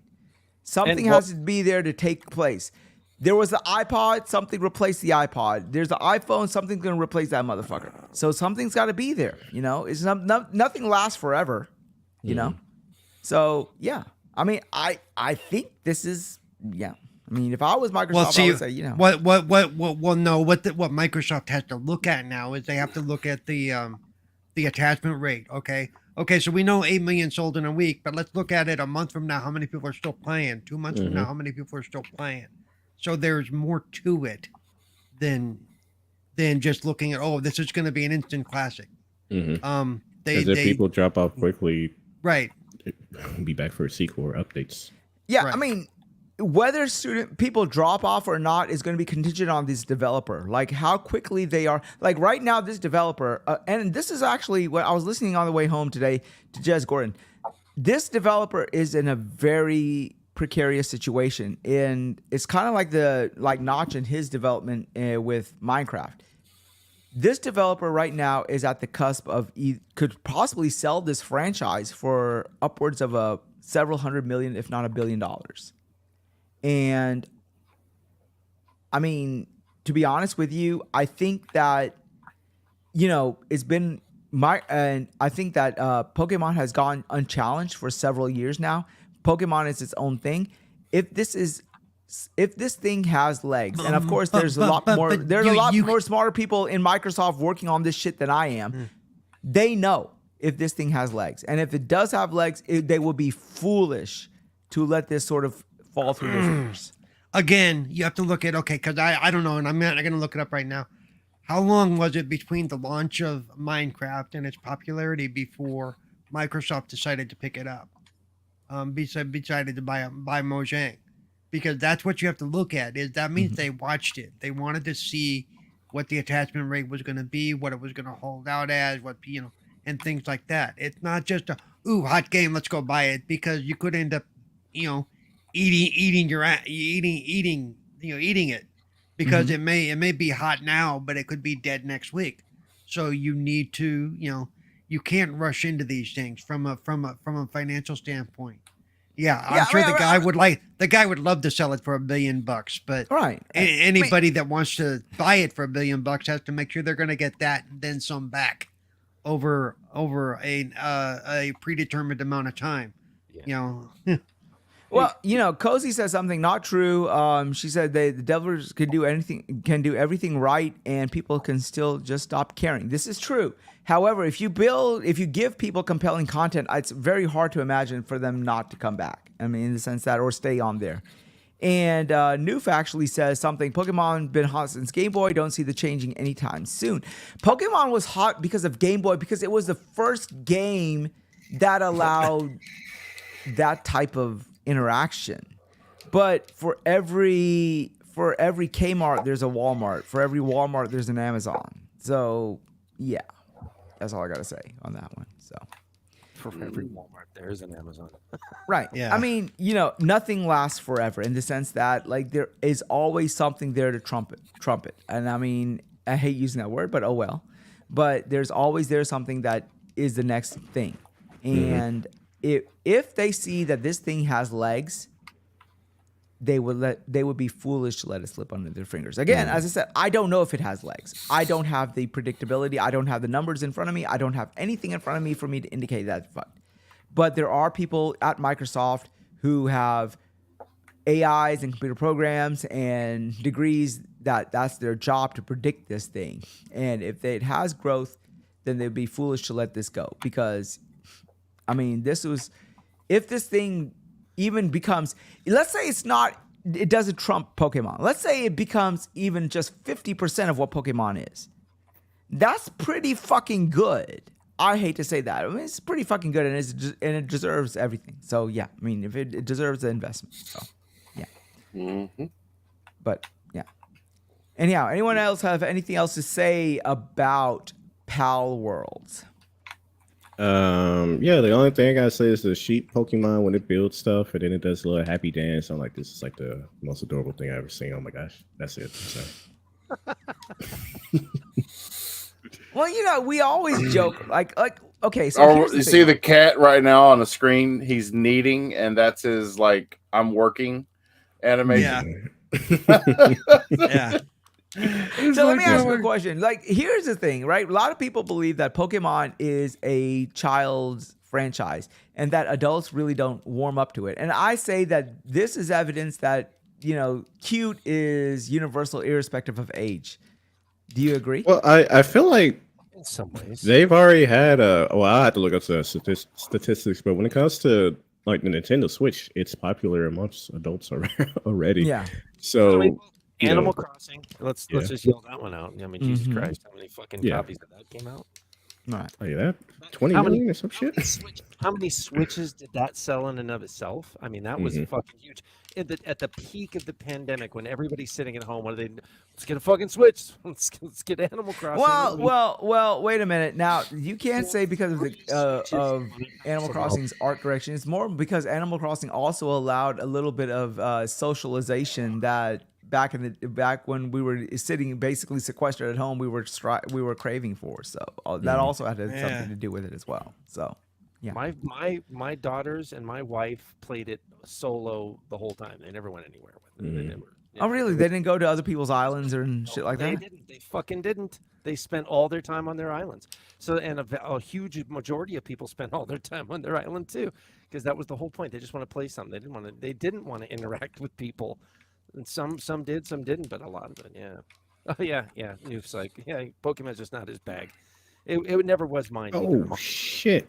Why nobody? I'm sorry. Why nobody tell me the bird Pokemon fucking runs up to you and self-destructs? Yeah. Holy shit! Blue. I was like, why is it glowing? Dice. Like, Well, yeah. Here's the thing that really is interesting to me, right, about this game, and we can sort of finish up on that. Poor little The bastard. developer is getting death threats from PlayStation that's and Xbox guys, and not Xbox, PlayStation and Nintendo guys, and to the point where Nintendo released an official statement. I saw like a post where someone's like, "We are not getting death threats." What are you guys talking about? No. 'Cause it was- They it were. was- They getting got death threats. Okay, I saw it because I saw. there was a secondary message started by some idiot about Xbox guys that were sending him death threats. there we go. No. That one specifically. I'm just like, Yeah. really? It's unfortunately that's the internet for you, man. Like I don't know what else to say. I'm sure like multiple examples of getting death threats over some silly shit. Like I'm sure somebody got death threats over Tomb Raider being exclusive to Xbox at some point, or what happened in The Last of Us and that whole. Yeah, shit death show. threats don't Yeah. mean anything. Everyone gets death. I got a death threat a couple of That's- years ago because I No, failed that the kid. don't downplay the death threat thing though. We know of some dick pics that went out to developers too, so Exactly. it's all possible. Oh, Yeah. no.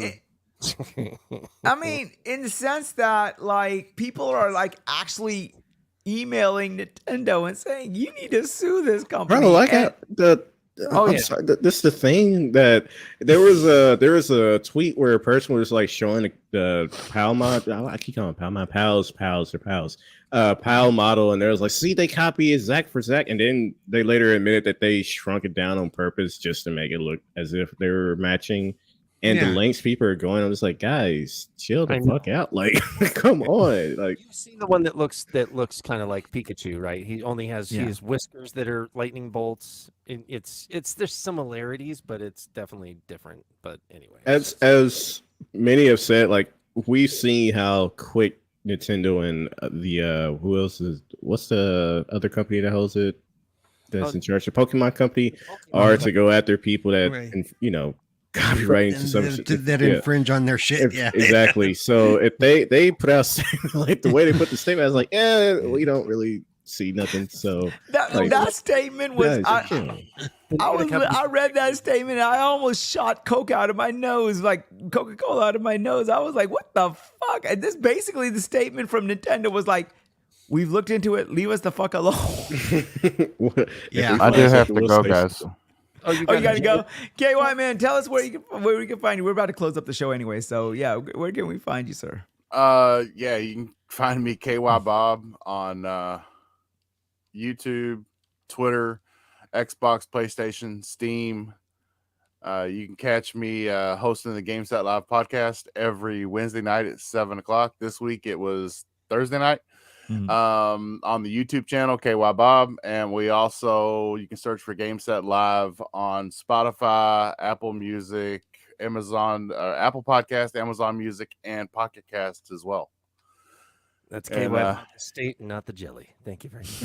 Yes, that's KY Bob the State, not the jelly. Yeah. Or the state of the jelly or something. I don't know. That too. The state of the jelly. I don't want to know the state of the jelly. Keep that to yourself. That's enough. But KY, thank you for being on, and you're always welcome here anytime you want to come on, and I really appreciate it, sir. If anytime you want to come on him, that's what he said. Anytime you want to come on him, you're here. Yeah. Shit. Well, at least I can then say I got laid in 2024 as opposed to you, right? All right. Good night, everybody. Leave a like, subscribe, The hell is gay? support Wizo Gamer. Triple Thank Gaming, you. Turbo Thank you. Paul, Appreciate it. Charles Praxis. It was a good time, guys. Y'all have a good night. Yeah, thanks for joining, man. I'll see you on PalWorld eventually. Just to answer Cozy, and because she was mentioned something that every iteration of Animal Crossing has been popular. I looked it up. Animal Crossing, the last one, right? New Horizons sold 43.38 million copies. That's kind of some numbers. That is not that. Those are console numbers. Those are not game numbers. Those are console and game numbers. Yeah. That was probably a 1-to-1 sale right there. Only fucking Nintendo. Only fucking Nintendo can sell 40 million of a fucking game. Yeah. And that a game that looks like that. So there you go. Yeah. But guys, that is our show for tonight. Let's go ahead and close it up and let these poor guys out of here so they can eat something. Cerebral, tell us where we can find you, sir. I'm going to call it what it is. On Twitter, at Cerebral Paul 1. Twitch, at Cerebral Paul. On Mondays, you can find me on 4GQ TV for the Papa Power Bomb podcast. We may not have a show this week because Spooky is busy, but there is a pay-per-view tomorrow, so I might do a solo show or find somebody to co-host with me for Monday. So if you're interested in wrestling, you might want to check that out. Again, that's on 4GQ TV. On Tuesdays, you can find me on the Xbox Ambassador channel at 12:30 p.m. Pacific, 3:30 p.m. Eastern. And on Tuesday nights, you can find me with the Retro Renegades. On Thursdays, you can find me back on 4GQ TV. And Fridays, you can find me right here, Wasted with Wize. Cool. Triple, sir, where can we find you, sir? Yeah, you can find me here every Friday. Make sure I don't forget this time. I get yelled at, as well as YouTube, Twitch, and Twitter. There we go. I was trying to remember the last one at Triple Combo Gaming. So, yeah, to the guys in the chat, thanks for joining us, and hope you guys are having an awesome weekend. Great, cool. Praxis, Darth Praxis, tell us where you can find you, sir. Well, you can find me here every Friday, and then I'm also on Twitter. Praxis Darth. You can also find my stupid voice in an upcoming game.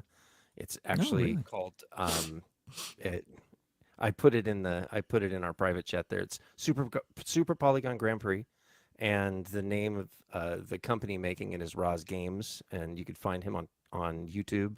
There's some videos and some trailers there too. I don't know the release date, but he's working on it soon, so that'll be cool. Oh, maybe we can have him on one night. Yeah. I'll talk to him about it. Yeah, that'll be great. Cool. We'll see. Yeah, we ought to have him on 4GQ TV as well, Darth. So you might want to mention that to him. I'll mention it. I'll try to get him in there. He's we were gonna do a little promo for his channel, and then I was gonna start start like pitching him and say, hey, you want to come on? Come on. So we'll see. Yep. We'll get it going. Because that's one thing we do is we talk to developers and stuff and try to get the word out for them. So Indie develop. This guy's his story is interesting. I mean, I think you'd think it's pretty awesome. He basically is a self-made programmer. He went from not doing anything to making this game. Oh, nice. wow. So, and if you pulled up, there's a link I have for it, the YouTube link. At some other time, if you want to pull it up and look, it's actually a little trailer he made, a little 1 minute, 12-second, just a racing trailer. And you just compare it to like Virtua Racing back in the day. And it's like, holy shit. It's pretty incredible what he did. So for a guy that all by himself, Very cool. that figured this out. Yeah. So it's really cool. Cool. Also, Paul, don't forget that you also, I think you said you're going to be on the Iron Lords on the 11th, right? Or something like that? No. I'm going to be on the Iron Lord sometime in April. Oh, in that's April. right. In That's April. right. So, It's yeah. scheduled, yeah. They're like, we're going to pencil you in. It's going to be a while. Yeah. Well, that's still a big Yeah. feat, Iron Lords, being on the Iron Lords and all. That's a good thing. Yeah. Yeah, that's Yeah. awesome. Yeah. Make sure to shout us out when you're out there. Don't forget about us little guys, please. So, yeah.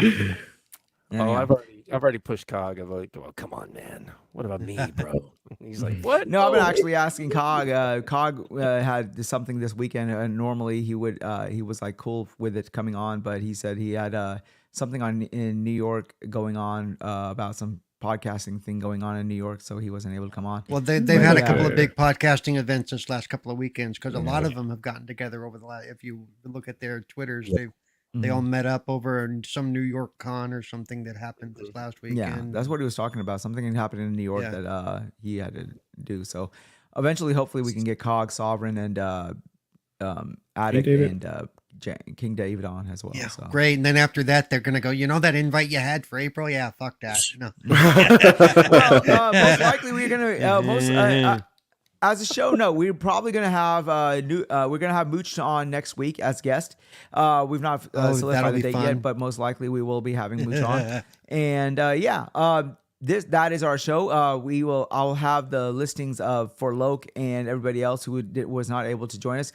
Prayers for Mr. Bushido. He's going through health situation. So if you're listening to us afterwards, just know that one of our podcast mates is not feeling as well, and any prayers and supports that you can offer him will be well deserved, and all of that. And prayers to him, and also to Supernova. He was not feeling well tonight. He had a situation, so prayers to him, and make sure hopefully he'll feel good next week and beyond. So my name is the Wise Old Gamer with a Z. You can find me on PlayStation, Xbox, and Twitter with a Z. Look for the Z, not the S, because the individual with the S is not me. And unfortunately, if you do get offended a little bit easy, my Twitter may not be the best something to follow. Let me just say this. I was gonna say it's to the point where I'm confused on either it's a Wise post or a Wilmy Hood post when I see some of the shit that's going on. Well, what do they say? Imitation is the most sincerest form of flattery, and Wilmy was one of the people who also inspired me. So guys, this is the 25th episode. So essentially a silver anniversary. I don't want to keep bringing this up, but 3 years ago, was not even a thought in my mind, and the fact that I have sort of reached this milestone with the subscribers that I have may not be big amount for many people, or most people actually. I am grateful for everyone who has subscribed, and I am grateful for everyone who comes and shows support. And more importantly, I am very grateful for my panelists who come and deal with my bullshit every week, as well as my guests who stick their neck on the line and come on my show, even though it might be to the detriment of their own YouTube career. But yes, it would be. I am forever grateful for everything. Just know that if you're listening to me, that you are enabling somebody to achieve a dream that they've been wanting for the longest time. I am just thankful for everything. I always say to my wife that there's not anything more in the world that I can ask for, because I think I got everything I need. And just know I'm grateful for everyone's support and everyone's I'm just grateful for all just the support. This is just was not feasible or even dreamable for me several years ago. And if it wasn't for my panelists, and if it wasn't for people like Cognito and Mooch and David and Boom and Axel and 4GQTV and Retro Renegades and Doggy Dog in Retro Renegades and of course all of them there wouldn't be feasible. So yeah, grateful for everything. So yeah, just have fun, play your games, stop playing consoles, because at the end of the day, we're all gamers, and at least we need to support what brings us together and not what separates us. And at the end of the day, remember, you can be anywhere, but you've not been anywhere yet until you've first been wasted with Wize. Have a great night, guys. Peace out. Buenos nachos, play PalWorld. I keep calling them PalMons. Why am I calling them PalMons? You call it PalWorld. I just keep calling them Palmon. I don't know why. I know there's a Digimon called Palmon, I think. And I was like,